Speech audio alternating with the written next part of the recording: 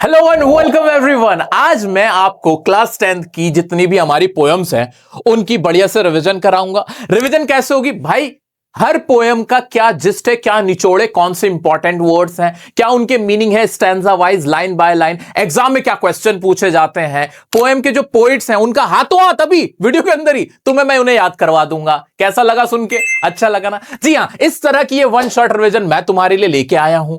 मैं आपको बता देना चाहता हूं कि मैंने तुम्हारे लिए एक 5 टाइम्स रिवीजन प्लान बनाया है, जिसमें तुम्हारे इंग्लिश के फाइनल बोर्ड एग्जाम से पहले मैं तुम्हारी 5 बार कंप्लीट बढ़िया से रिवीजन करा दूंगा। कॉम्पिटेंसी बेस्ड क्वेश्चन से लेके जो तुम्हारे एक्सट्रैक्ट बेस्ड क्वेश्चंस हैं वो सब कुछ इसमें हम कवर कर चुके होंगे। तुम्हें कुछ नहीं करना मेरा बच्चा, तुम्हें सिर्फ मेरे वीडियोस को देख लेना है। कोई होमवर्क क्लियर करने की जरूरत नहीं है, मैं तुमसे कुछ एक्स्ट्रा करने को नहीं कह रहा हूं, बस मुझे देखते जाओ। कोई भी रिवीजन लेक्चर मिस नहीं करना है। यह हमारी फर्स्ट रिवीजन है, इसके बाद हमारी लाइव रिवीजन जैन के अंदर स्टार्ट हो जाएगी, यानी जनवरी में शुरू होगी।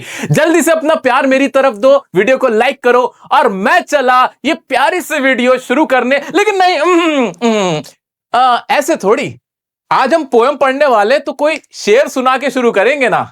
मैं किसी तरह भी समझौता नहीं कर सकता, मैं किसी तरह भी समझौता नहीं कर सकता। या तो सब कुछ ही मुझे चाहिए या फिर कुछ भी नहीं। आओ शुरू करते हैं। आजकल सही में ना बहुत बुरी हालत हो गई है। घर जाओ तो घर की कलेश अलग है, वहां की लड़ाइयां अलग। देखो किसी से कोई दिल की बात कह दो तो कोई सुनने को राजी नहीं है।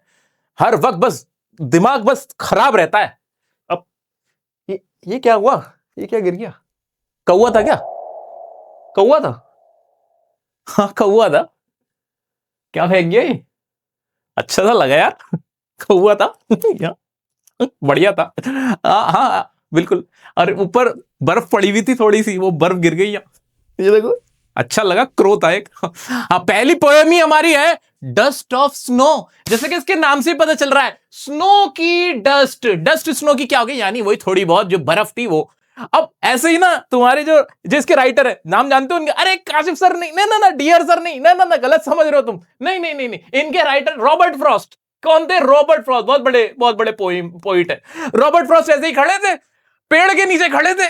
पेड़ के नीचे से जैसे खड़े हुए थे, ऐसे ना उनका मूड खराब था मेरी तरह। ऐसे गिरा, ऐसे बर्फ गिरी थोड़ी सी, ऊपर क्रो था, क्रो कौवा, काय काय काय काय, ऐसे काय काय करता करता है और ऊपर से फेंक दी उसने। उनका मूड जो खराब हुआ था ना, वो भी अच्छा हो गया, वो बढ़िया हो गया। अब मजे की बात जानते हो क्या? कि क्रो क्या होता है? काला कौवा जो होता है ना, उसको अनऑस्पिशियस मानते हैं, मनहूस मानते हैं। और जो हेमलॉक ट्री जिसके नीचे वो खड़े हुए थे, जो पेड़ था उसका नाम था हेमलॉक ट्री। हेमलॉक ट्री था उसका नाम। उसको पॉइजनस मानते हैं, यानी वो भी नेगेटिव है, वो भी नेगेटिव है। अब नेगेटिव चीजें, लेकिन उन्हें तो पॉजिटिव फील करा दिया ना। बस यही पोएम थी, खत्म, पैसा हजम। ये पूरी पोएम थी तुम्हारी, जिसका नाम है क्या? Dust of snow. और कौन खड़े थे? कौन खड़े थे? एक बार कमेंट में लिखते चले जाना, रॉबर्ट फ्रॉस्ट। याद रह जाएगा तुम्हें। रॉबर्ट फ्रॉस्ट के बारे में एक और बात बता देता हूं। तुम्हारी ये जो पोएम है, इसमें कम से कम 3 पोएम ऐसी हैं जो रॉबर्ट फ्रॉस्ट ने लिखी हैं, और जो कि बहुत ही सिंपल, आसान और मजेदार है। दोस्तों, रॉबर्ट फ्रॉस्ट के बारे में मजेदार बात यह है कि तुम्हारी जो पहली पोएम है डस्ट ऑफ स्नो, ये भी रॉबर्ट फ्रॉस्ट ने लिखी है। और जो दूसरी पोएम अभी हम पढ़ेंगे थोड़ी देर में, फायर एंड आइस, वो भी रॉबर्ट फ्रॉस्ट की है। यानी सिलेबस में जो तुम्हारे 2 पोएम है उनके सेम ही तो पोइट है। 2 पोएम का सेम पोइट याद रखना बड़ा आसान है। नाम क्या? रॉबर्ट फ्रॉस्ट, जो कि इंग्लिश की दुनिया के बहुत बड़े पोइट हैं। चलो, क्या है इनकी पोएम, अब उस पर नजर मार लेते हैं। बड़ी आसान सी पोएम है। आओ स्टेंजा पढ़ते हैं। बिल्कुल नहीं आता, कुछ नहीं समझ में आता, तब भी जीरो से आओ देखते हैं, हिंदी में मतलब निकालने की कोशिश करते हैं। द वे अ क्रो, जिस तरह से क्रो ने, क्रो क्या? काला काला कौआ, ठीक है। शुक डाउन, अब शुक डाउन का मतलब क्या होता है? शेक डाउन की सेकंड फॉर्म शुक डाउन हो गई, मतलब होता है हिलाना, गिराना, बहाना। ऑन मी, मेरे ऊपर क्या गिराया? द डस्ट ऑफ स्नो, जो स्नो का डस्ट था। कहां से? फ्रॉम ए हेमलॉक ट्री, एक हेमलॉक ट्री था। ट्री का नाम होता है, पेड़ का नाम होता है हेमलॉक ट्री, उस पे से, ठीक है। तो यूं खड़े हुए थे, ये ऊपर कौआ था, हेमलॉक ट्री था, और उसने ऐसे ऐसे कुछ डस्ट ऑफ स्नो इनके ऊपर गिराई, इतना हुआ था। हाँ, अब इसमें इंपॉर्टेंट क्या, रस क्या, वो याद रखना। क्रो को हमेशा नेगेटिव माना जाता है ना। कहते हैं ना, काला कौवा बैठा हुआ है, अनऑस्पिशियस माना जाता है, इसको उड़ा दो, ऐसे बोलते हैं। ऐसे हेमलॉक ट्री भी क्या होता है? एक पॉइजनस ट्री होता है, यानी जहरीला पेड़ होता है। तुमने सुकरात का नाम सुना है? हाँ, सुकरात आज से हजारों साल पहले सुकरात नाम के ग्रीक फिलोसोफर थे। वो दुनिया को अच्छी अच्छी बातें बताते थे, साइंटिफिक बातें बताते थे। लेकिन इसी बात से जो वहां का रूलर था, उसने नाराज होकर उनसे कहा, या तो ये सब करना बंद कर दो, अपनी फिलॉसफी बंद कर दो, यहां से चले जाओ, या फिर तुम खुद ही जहर पी के अपनी जान दे दो। पता है उन्होंने क्या चुना था? हाँ जी, he chose the second option. उन्होंने हेमलॉक का ही जहर था जो पी के उन्होंने अपनी जान दे दी थी। ऐसे ऐसे लोग भी रहे भाई, ऐसे ऐसे लोग भी रहे। तो पॉइजनस ट्री, यहां से तुम हेमलॉक ट्री को याद रख सकते हो। याद रहेगी बात। ये दो चीजें नेगेटिव हैं, ये दोनों चीजें नेगेटिव हैं। अब जब ये सब हुआ तो फिर हमारे जो रॉबर्ट फ्रॉस्ट साहब है उनको कैसा फील हुआ? Has given my heart a change of mood and saved some part of a day I had rued. ठीक है, अब इसमें राइटर क्या कह रहे हैं, रॉबर्ट फ्रॉस्ट हमारे पोइट क्या कह रहे हैं कि इससे मेरे दिल को एक अजीब सी, मेरा मूड चेंज हो गया, मुझे खुशी हासिल हुई, और मैंने जो मेरा आधा दिन बर्बाद कर दिया था रिग्रेट में कि हाँ यार खराब हो गया, कुछ अच्छा नहीं चल रहा, नेगेटिव फील कर रहा था, तो मैं क्या फील करने लगा? पॉजिटिव फील करने लगा, सिर्फ इतनी सी एक हरकत से। अब इसमें आयरनी जानते क्या हो? आयरनी ये है कि दोनों ही चीजें नेगेटिव है। पॉइजन, जहरीला पेड़, मनहूस कौवा काय काय कर रहा है, लेकिन जो हमारा पोइट है उसको तो अच्छा फील हो रहा है। तो इसमें इसके ऊपर भी एक तंज किया गया कि लाइफ में तुम्हारे आसपास बहुत कुछ नेगेटिविटी होगी, सब कुछ होगा, लेकिन उस मोमेंट पे भी आपको उम्मीद नहीं छोड़नी है, होप रखनी है, पॉजिटिव रहना है। यह बताने की कोशिश की है किसने? हमारे पोइट रॉबर्ट फ्रॉस्ट ने। और उन्होंने एक इसमें इंपॉर्टेंट बात क्या है, बार बार याद रखना, इंपॉर्टेंट इसके अंदर सबसे ज्यादा क्या है, ये कि जो हमारा राइटर है, हमारा पोइट है, उसने क्या काम किया? जो नेगेटिव चीजें थी उन्हें क्या बना दिया? Carrier of happiness. ये वो वाला करियर नहीं है, करियर बोलते हैं भविष्य को, कैरियर मतलब जो लाद के कोई सामान लेके जाता है ना। तो कैरियर ऑफ हैप्पीनेस या पॉजिटिविटी कौन लेके आ रहा है? नेगेटिव चीजें। ठीक है, तो ये इसके अंदर बड़ी मजेदार बात थी इस पोएम के अंदर कि जिस चीज को नेगेटिव माना जाता है, मनहूस माना जाता है, अपशकुन माना जाता है, वही कैरियर बन गए किसके? हैप्पीनेस के। ये उन्हीं की वजह से उसका मूड चेंज हो गया। क्या इसका आगा पीछा सब क्लियर है? इस पोएम का मजा आ गया? कमेंट करके बताओ। चलो अब इसकी कुछ इंपॉर्टेंट लाइंस जो एग्जाम में पूछी जाती हैं वो याद कर लो।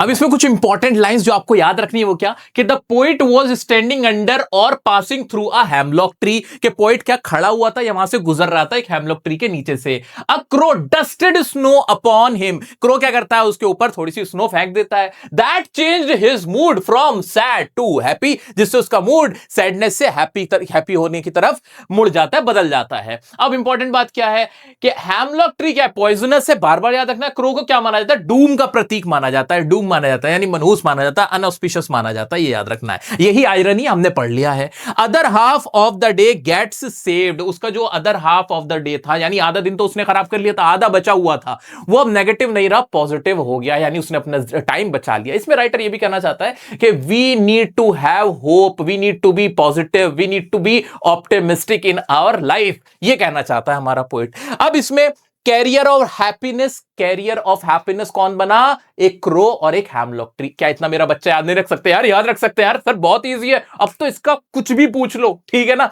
हाँ जी, चलो जी। अब इसमें रू वर्ड जो था, रू, कई बच्चों के मन में सवाल आ सकता है, रू का मतलब क्या था? जिसे रूड बोला था, उसका मतलब ये होता है रिग्रेट करना, पछताना। अब इसमें जो तुम्हें याद रखना है, एग्जाम में क्वेश्चन पूछेगा कि बताओ राइटर का मूड कैसा है।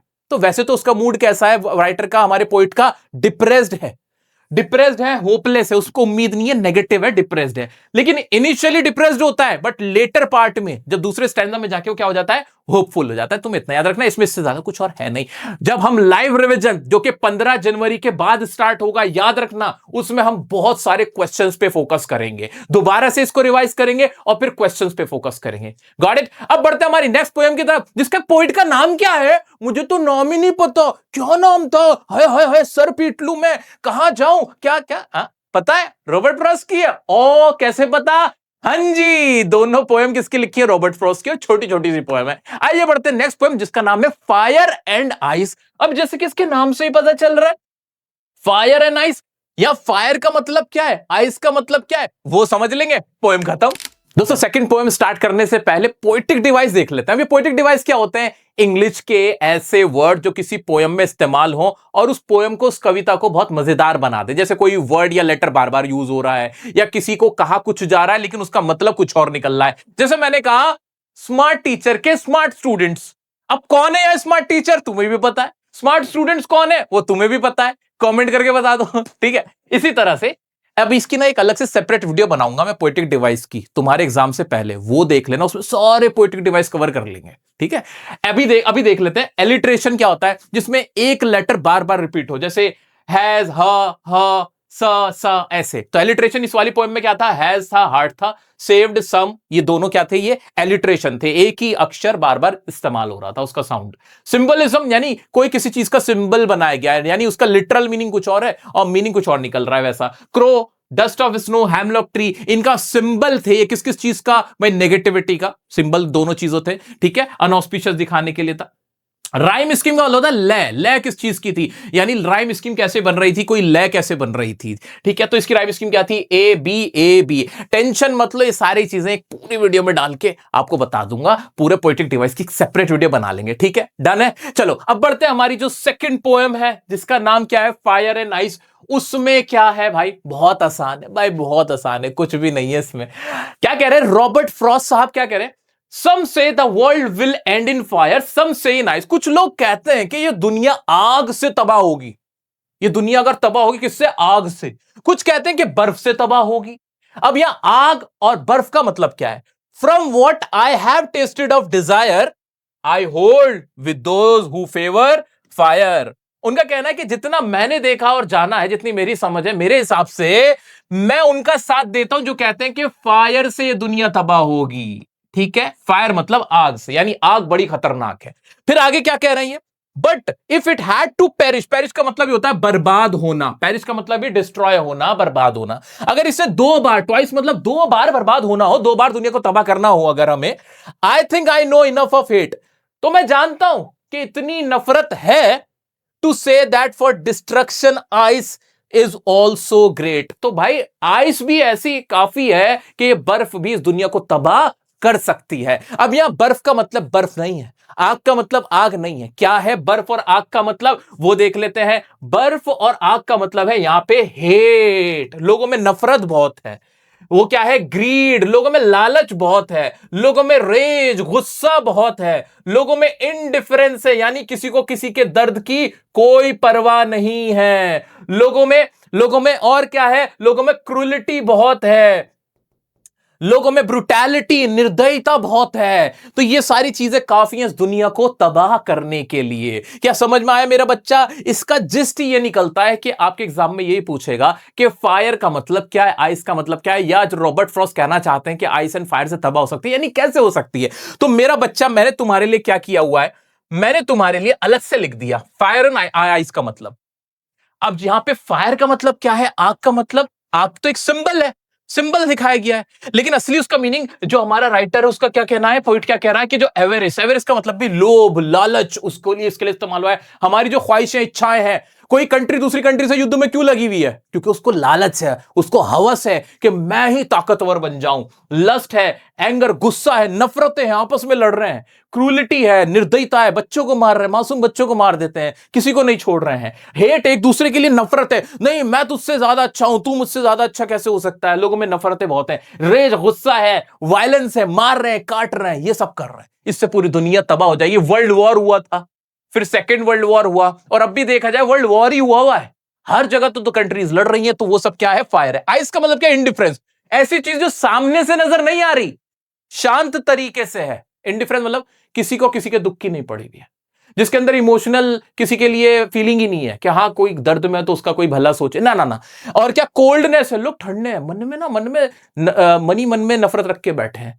किसी का किसी के दर्द का, किसी के पास कोई इलाज नहीं है, कोई कोशिश भी नहीं करता हेल्प करने की। ग्रीड है, लालच है लोगों के मन में, ऐसा लालच जो छुपा हुआ लालच है। तो ये भी काफी है, ये भी काफी है कि हमारी पूरी दुनिया बर्बाद की जा सकती है, तबाह कर की जा सकती है आइस से भी। अब एग्जाम में क्या होता है मेरा बच्चा? अब एग्जाम में सवाल पूछा जाता है कि बताओ फायर किसको डिनोट करती है और आइस किसको डिनोट करती है। तो ये सारे वर्ड्स तो मैंने लिख दिए तुम्हारे लिए, तुम्हें समझ में भी आ गया है, ठीक है। जब बहुत ज्यादा जाहिरी तौर पे, यानी डायरेक्ट वायलेंस, काटने मारने की बात है, गुस्से की बात है, जो दिख रहा है, जो विजिबल है, उसे तो फायर मान लिया गया, उसे तो फायर मान लिया गया, ठीक है। लेकिन जो दिख नहीं रहा, शांत तरीके से, उसको आइस माना गया, ठीक है। तो ये दो तीन चीजें आइस में आ जाती हैं। बट एग्जाम में जो सीबीएसई ने तुम्हारे लिए करवा रखा है, उसने जो हेट है उसको फायर में दिखाया है। फायर का मतलब हेट दिखाया है, लेकिन बहुत सारे टीचर्स और बुक्स में क्या लिखा हुआ मिलेगा कि भाई जो आइस है वो हेट है, वो हेट है। अब यहां पर बन जाता है बच्चों को डाउट। मैं तुमसे कह रहा हूं बिल्कुल बेझिझक होके, तुम ये जो फायर है, फायर को ही हेट में दिखाना, फायर का मतलब हेट दिखाना, आइस का मतलब हेट मत दिखाना। ऐसा मैं क्यों कह रहा हूं? क्योंकि सीबीएसई का जो खुद का मटेरियल है उसने हेट को फायर से डिनोट किया है, ठीक है, तो उसने हेट में फायर डाला है, तो ये हमें याद रखना है। आ जाते हैं दोस्तों, अब इसमें कुछ नहीं बचा, इसमें और कुछ है ही नहीं। रॉबर्ट फ्रॉस्ट साहब बस इतना ही कहना चाहते थे। आ जाते हैं, क्या कहना चाहते थे, जल्दी से देखते हैं। This world will end in two possible ways. एक तो क्या है हमारा फायर, और दूसरा क्या है हमारी आइस। हेट्रेड, जेलेसी, इंडिफरेंसेस, ग्रजेस हैं, लोगों के मन में जलन है, वो सारी चीजें क्या है हमारी फायर एंड आइस है। Poet favours destruction by fire. Poet क्या फेवर करता है कि जो डिस्ट्रक्शन, ये तबाही होगी, वो किससे होगी? By fire. एक बार एक कमेंट में सब एक साथ लिख दो, यहां लिखोगे बच्चे, यहां याद हो जाएगा, यहां लिखा जाएगा कि poet favour destruction by fire. If Earth was to end twice, ice would be as good as fire. ये तो हमने पढ़ ही लिया। If we don't control emotions, we will be on the verge of self destruction. Verge का मतलब होता है कि मुहाने पर खड़े हो जाएंगे, हम उसके किनारे पे खड़े हो जाएंगे, किसके? सेल्फ डिस्ट्रक्शन के, कि हम हमारी दुनिया को खुद ही बर्बाद कर लेंगे अगर हमने ये सारी चीजें ना छोड़ी। Is it clear? मेरा बच्चा, इसमें मेनली यही क्वेश्चन बनेगा, पोइट किसको फेवर कर रहा है और फायर किसको डिनोट कर रहा है, आइस किसको डिनोट कर रही है। तो ये सब कुछ अब हमें बहुत अच्छे से क्लियर हो गया है, ठीक है। अब बढ़ते हैं हमारी नेक्स्ट पोएम की तरफ। दोस्तों अब इसके पोएटिक डिवाइस देख लेते हैं। एलिट्रेशन, कौन सा ऐसा अक्षर है जो बार बार इस्तेमाल हुआ है? सम से, दोनों में सा सा था तो शुरुआत में ही एक ही अक्षर यूज हुआ, तो ये क्या एलिट्रेशन हो गया? स सा। ऐसे वर्ल्ड विल तो वाह वाह हो गया, ऐसे फेवर्स फायर तो फा फा हो गया, ये एलिट्रेशन थे। सिंबलिज्म आपको पता है, फायर एंड आइस, इसमें सिंबल है किसकी, किस चीज का, वो सिंबल हमने सुन लिए, देख लिए। इमेजरी, फायर एंड आइस की इमेजरी का मतलब ऐसी चीज जो तुम्हारे दिमाग में एक इमेज किसी की बना दे, तो वो क्या हो गई? इमेजरी हो गई। मेटाफर, मेटाफर क्या है कि भाई मेटाफोरिकल मीनिंग है, इसका मीनिंग असल कुछ और है और निकल कुछ और रहा हो, उसका रियल मीनिंग वो मेटाफर होता है। राइम इसकी ए बी है। बहुत आसान सा था, इससे ज्यादा इसमें कुछ नहीं पूछने जाने वाला। अब लेस्ले नॉरिस, हमारी जो नेक्स्ट पोएम है हम उनकी पोएम पढ़ने जा रहे हैं। बहुत प्यारी सी पोएम हमारी, a tiger in the zoo by Leslie Norris. एक बार कमेंट में नाम तो लिख देना, लेस्ले नॉरिस ने लिखी है हमारी ये पोएम। मजेदार पोएम है। एक जू का टाइगर कैसे रहता है और एक जो जंगल का टाइगर है वो कैसे रहता है, उन दोनों की ही दुनिया को बताया गया है। अब मेरे प्यारे बच्चों, मेरे प्यारे दोस्तों, तुम्हें ना अभी बड़ा कॉन्फिडेंस आ रहा होगा, तुम्हें लग रहा होगा यार इतना आसान थी पोएम्स, इतनी मजेदार थी, इतनी थी, मैं तो अब क्या ही कर जाऊंगा। सोचो ये पहली रिवीजन है, अभी तो लाइव रिवीजन कराऊंगा, कॉम्पिटेंसी बेस्ड क्वेश्चन की एक सीरीज वो लेके आऊंगा। एग्जाम से जस्ट पहले जो गैप होंगे ना, उनमें मैं रोजाना लाइव आके खड़ा हूंगा, 3-4 दिन जितने का भी गैप है तुम्हारा, ठीक है। सेकंड पेपर है ना, मैं यहां खड़ा हुआ मिलूंगा। सोचो एक बार, जस्ट इमेजिन, उसके बाद कुछ रहेगा ऐसा जो तुम्हें ना आता हो, फिर तो तुम कहोगे जल्दी से क्वेश्चन पेपर दो इधर। अभी सुनो, अभी सुनो, ऑप्शनल वाले क्वेश्चन भी आते हैं मुझे जी।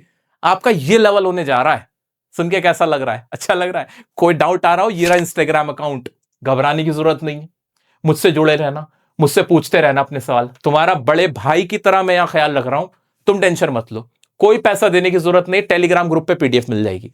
आ जाते हैं टाइगर इन द जू में। क्या बड़ा आसान है, डायरेक्ट ही शुरू कर देता हूं, खत्म करो कहानी यार। आ जाओ जी, ये रही टाइगर इन द जू। हाँ जी, ये रही टाइगर इन द जू। थोड़ा सा बड़ा कर दो सर, और अच्छे से दिखेगा। हाँ जी, टाइगर इन द जू, जू का टाइगर बाय लेस्ले नॉरिस, ये नाम एक बार और देख लो। अच्छा यहां नहीं लिखा हुआ, कोई बात नहीं, नीचे लिखा होगा, बिल्कुल लास्ट में लिखा होगा। हाँ ये रहा टाइगर इन द जू, लेस्ले नॉरिस। एक बार नजर मार लो, आंखों में जो दिख जाता है ना, आंखों में जो बसेड़ लिया जाता है वो याद रह जाता है, लेस्ले नॉरिस। आ जाओ। और इससे पहले कौन से थे? रॉबर्ट फ्रॉस्ट से तीसरी पोएम चल रही है। आओ अब पढ़ते हैं क्या है। बिल्कुल इसका रियल मीनिंग देखेंगे, हिंदी मीनिंग क्या निकल रहा है उसी से समझेंगे, बहुत ज्यादा हमें सोचने की भी जरूरत नहीं पड़ेगी। आ जाते हैं। हाँ जी, क्या है इसमें? हाँ जी,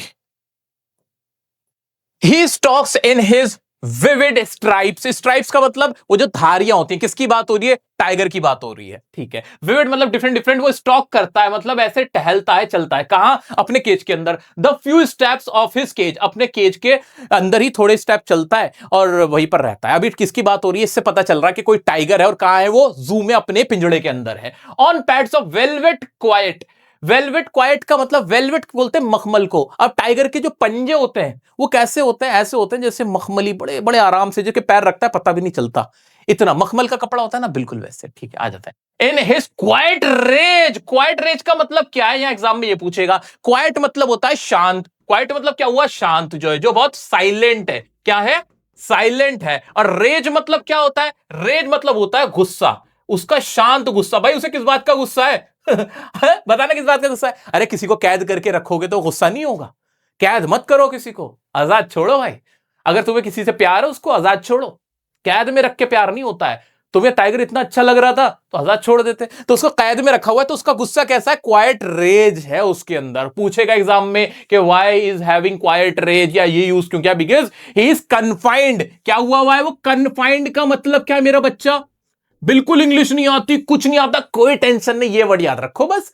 कन्फाइंड का मतलब होना कैद में होना किसी की, ठीक है? तो he has not got the freedom, उसको फ्रीडम नहीं मिली हुई। क्या नहीं मिली हुई है? फ्रीडम नहीं मिली हुई। यही इसका रस है पूरी पोएम का। आगे बढ़ जाओ? हाँ सर आगे बढ़ जाओ।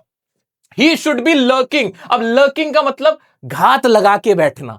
इन शेडो, वो क्या होता है? कहीं पे ना छुप के घात लगा के बैठा हुआ होता है, जहां उसको जगह मिलती है छाया के अंदर घात लगा के बैठा होता है। किस चीज की? Sliding through long grass. और क्या ऐसे जा रहा होता है, लंबी लंबी घासें हो रही हैं और उसमें से निकल के जा रहा होता है। कौन सा? जंगल के शेर की बात की गई है, जो अब कहां पर है? अभी फिलहाल वो पिंजड़े के अंदर है। अगर वो वहां ना होता और जंगल में होता तो वो क्या कर रहा होता? तो ही should B lurking in shadow, घात लगाए बैठा होता शेडो में।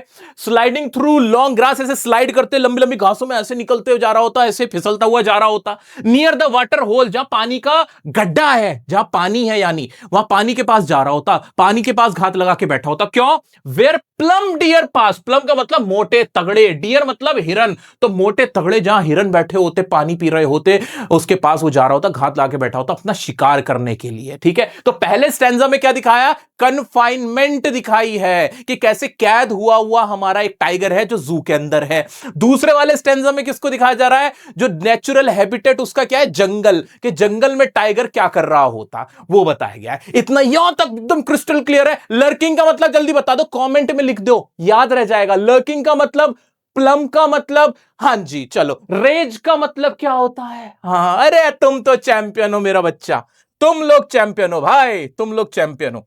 आओ आगे बढ़ते हैं जी। आगे बढ़ते हैं। अरे हाँ जी, आगे क्या कह रहा है? आगे क्या कह रहा है? आगे देखते हैं। He should be snarling around houses at the jungle's as.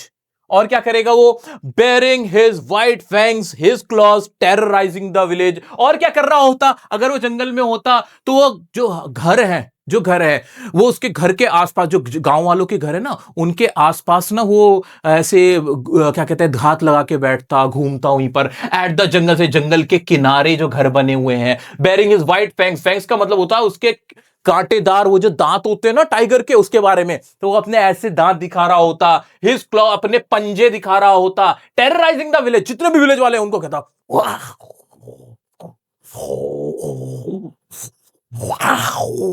ऐसा कुछ है। अरे समझाने के लिए बता रहा हूं, मजाक मत उड़ाओ मेरा। ऐसे ही तो होता है शेर। तुम्हारा भाई क्या शेर से कम है? दुनिया से लड़ लेते हैं, कोई टेंशन नहीं तुम्हारे लिए। मानते हो? हाँ जी मानते हैं सर, आ जाओ।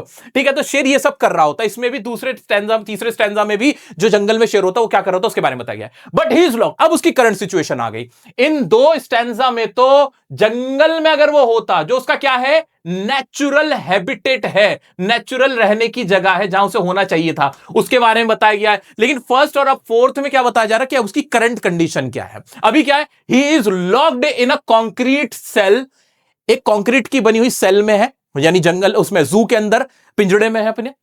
हिज स्ट्रेंथ बिहाइंड बार, और उसकी जो स्ट्रेंथ ताकत है वो अब बार्स के पीछे, यानी जो सलाखें हैं उनके पीछे है। Stalking the length of his cage, stalking मतलब वही टहलना, टहल रहा है और केज को नाप रहा है कि कितना बड़ा है, मतलब नाप नहीं रहा, आई मीन ऐसे ही वो टहल रहा है। इग्नोरिंग विजिटर्स, लेकिन विजिटर्स को इग्नोर कर रहा है, बिकॉज उसको क्या चाहिए? फ्रीडम चाहिए। Why is ignoring visitors? Because he has no interest in visitors. He is a tiger. His natural habitat is jungle, but he is caged. He has not got the freedom. That's why he is not interested in any person. ठीक है, clear है? आगे बढ़ते हैं। He hears the last voice at night, the patrolling cars. जो patrolling यानी जो गाड़ियां जा रही होती, गुजर रही होती हैं, उसको आखिरी आवाज उनकी सुनाई देती है। और उसके बाद क्या होता है? और क्या करता है वो? और क्या करता है? हाँ जी, और क्या करता है? हाँ, and stairs with his brilliant eyes. और क्या करता है? स्टेयर करता है, घूरता है। किसको घूरता है? स्टेयर मतलब मेरा बच्चा घूरना, याद रहेगा बिल्कुल। हाँ, with his brilliant eyes, brilliant eyes मतलब जो उसकी शानदार चमकती हुई आंखें हैं। At the brilliant stars, at the brilliant stars, repetition का इस्तेमाल हुआ, एक ही वर्ड को बार बार इस्तेमाल किया गया। यानी वो स्टार्स की तरफ देखता है उम्मीद में, होपफुल होके कि काश मैं यहां से आजाद होता तो मैं ये सब कुछ कर रहा होता, अपने जंगल में घूम रहा होता और मैं मुझे फ्रीडम हासिल हुई भी होती। तो उसकी इस तरह से जिंदगी कट रही है। टोटल मिला के कौन थी इसकी पॉइंट, जल्दी जल्दी याद दिलाओ, सोचो सोचो जल्दी मेरे साथ सोचो। आंसर आ गया, लेस्ले नॉरिस, लेस्ले नॉरिस इसकी पॉइंट। ठीक है, तो लेस्ले नॉरिस ने हमें क्या बताया कि एक जो टाइगर जू में होता है और एक टाइगर जंगल में होता है उसमें कितना फर्क होता है। इतना क्लियर हो गया। अब बस बस बस कुछ इंपॉर्टेंट सी चीजें वो एक बार देख लो मेरा बच्चा। सब क्लियर हो गया। लेस्ले नॉरिस ने हमें यह समझाया कि भाई जंगल में किसी को भी, जो जंगल का प्राणी हो, उसको कैद करके मत रखो केज में। So this story, this poem, in fact, this poem is about the enslavement of animals. Animals के enslavement यानी उनको गुलाम बनाने के लिए है, गुलाम बनाने के बारे में। सेल्फिश ह्यूमंस है, deprive them from there natural habitats, उनको डिप्राइव करके रखा गया यानी उनको वंचित करके रखा गया है उनको जो असली जीने की जगह है वहां से। Pathetic life of animals in the zoo, जो एनिमल्स की पैथेटिक लाइफ है जू में, उसको दिखाया गया है। क्लियर? 2-3 बार पढ़ लेना मेरा बच्चा, याद हो जाएगा। एक बार लिख दो, कमेंट में लिखते चले जाओ। A caged tiger having beautiful stripes, velvet like soft paws है, not happy being confined, वो खुश नहीं confined होके। In forest he would be, अब ये एग्जाम की लाइन है मेरा बच्चा, सब लोग एक बार कमेंट में लिखो। अपने पास एक रजिस्टर और एक पेन लेके बैठे हो ना तुम, वादा करना, देखो मुझसे चालाकी नहीं, झूठ नहीं, है नहीं। हाँ, सब लोग लेके बैठो और ऐसे लिखो। हर पोएम को खत्म करने के बाद पॉज करो वीडियो को और बिना सोचे ऐसे, बिना देखे, सोच सोच के लिखो, सोच सोच के क्या पढ़ा था, रिवाइंड करो ताकि माइंड में रह जाएगा। ठीक है, मैं तो सब कुछ करा रहा हूं, एग्जाम तुम्हें अकेले देना है मेरा भाई मेरी बहन, एग्जाम अकेले में देना है, खुद से लिखना पड़ेगा, तो याद रहना चाहिए। ठीक है, लिख लिख के देखो, देखो फिर नहीं भूलोगे। एक बार लिख के देखो बिना देखे, फिर नहीं भूलोगे, विश्वास करो मुझ पे। आ जाओ आगे बढ़ते हैं। In forest, he would be hiding under shadow of thick trees, behind long grass, near a water stream, waiting for prey. वो अपने प्रे के इंतजार में होता, घात लगा के बैठा हुआ होता। Moving around the house of village, जो विलेज है उनके घर के आसपास घूम रहा होता। Scaring villagers, लोगों को टेरराइज कर रहा होता, स्केयर कर रहा होता, डरा रहा होता। With big white teeth and sharp claws, अपने बड़े बड़े white teeth और sharp claws से, claws मतलब पंजा। क्लियर? इतना क्लियर हो गया? हाँ, इसमें इससे ज्यादा कुछ नहीं है मेरा बच्चा। आ जाते हैं हिज करंट सिचुएशन। अब वो करंट सिचुएशन क्या है? He is locked in a concrete cell, unable to kill और स्केयर पीपल, लोगों को डरा नहीं सकता और मार नहीं सकता। Made an object of display, ignoring visitor, वो उसको क्या बना दिया गया है? ऑब्जेक्ट ऑफ डिस्प्ले बना दिया गया है। एक सिर्फ डिस्प्ले का एक जिसे कहते हैं खिलौना बना के रख दिया गया है। एट नाइट, रात को क्या करता है? He is alone, अकेला है। Hearing voice of patrolling vehicles of police looking at the stars, उसे जो पुलिस की गाड़ियां हैं, जो पेट्रोलिंग कार्स है, वो उनकी आवाज उसको सुनाई दे रही है और वो जो स्टार्स हैं वो उनको देख रहा है। इससे ज्यादा उसकी कोई हालत नहीं बची है। चलो पोएटिक डिवाइस देखते हैं, उसके बाद फिर इसका एक रस पिला दूंगा। एलिट्रेशन, एक अक्षर बार बार रिपीट हो रहा है। स्टॉक का सा हो रहा है, स्ट्राइप्स हो रहा है। ठीक है, और क्या हो रहा है? बिहाइंड बार्स, बाबा इस्तेमाल हो रहा है। रेपिटेशन, एक ही वर्ड, एक वर्ड, अभी क्या हो रहा था? एक लेटर हो रहा था, एक अक्षर, उसकी आवाज बार बार निकल रही थी। या पूरा का पूरा वर्ड जब बार बार इस्तेमाल हो। ब्रिलियंट, मैंने कहा था कि इसमें रेपिटेशन है। ब्रिलियंट आइज, ब्रिलियंट स्टार्स, ऐसे लिखा था तो ब्रिलियंट हमारा रेपिटेशन हो गया। क्वाइट, क्वाइट बार बार इस्तेमाल हुआ था तो ये हमारा रेपिटेशन हो गया। एग्जाम में पूछ लेगा बताओ इसमें रेपिटेशन क्या है, तो आप ऐसे बता दोगे। मेटाफर क्या है कि इस्तेमाल कुछ है और यूज कुछ है। पैड्स ऑफ वेलवेट किसको दिखाया गया? उसके पंजों को दिखाया गया पैड्स ऑफ वेलवेट कह के। राइम स्कीम इसकी ABCB। ठीक है, क्लियर? यहां तक सब क्लियर? अब जो एग्जाम में तुम्हें मेरा बच्चा याद रखना है, जो इससे इंपॉर्टेंट है, स्टॉक्स का मतलब यहां पे क्या है कि टाइगर अपने केज में स्टॉक कर रहा है। क्या कर रहा है? उसका मतलब क्या है? Walking majestically, that shows power and grace. ये तुम्हें लाइन याद रखनी है कि वो अपनी जो टहल रहा है वो अपनी पावर को शो कर रहा है, अपनी ग्रेस को शो कर रहा है। बड़ी शान से वो इधर उधर टहल रहा है। तो स्टॉक का मतलब यह है, ये नहीं कि वो डरा हुआ है, अभी भी डरा हुआ नहीं है, वो अपनी पावर को ही शो कर रहा है, अपनी स्ट्रेंथ को ही दिखा रहा है जिस तरह से वो चल रहा है। ऐसे फ्यू स्टेप्स ऑफ केज का क्या मतलब है? यानी कन्फाइनमेंट, क्योंकि थोड़े से ही स्टेप है केज के, that means he is confined. अगर पूरा उसको इलाका मिला हुआ था तो फ्यू स्टेप्स थोड़ी वर्ड यूज होता कि थोड़े से ही कदम, नहीं, केज में उसको स्पेस नहीं मिला हुआ है। ठीक है, so that shows confinement, imprisonment, कि उसको जेल हुई हुई है बेचारे को, जेल में, केज में। ठीक है, क्लियर? बस ये दो चीजें तुम्हें याद रखनी मेरा बच्चा। हाँ जी, इसमें मैंने दो ही चीजें याद रखवाई है तुम्हें।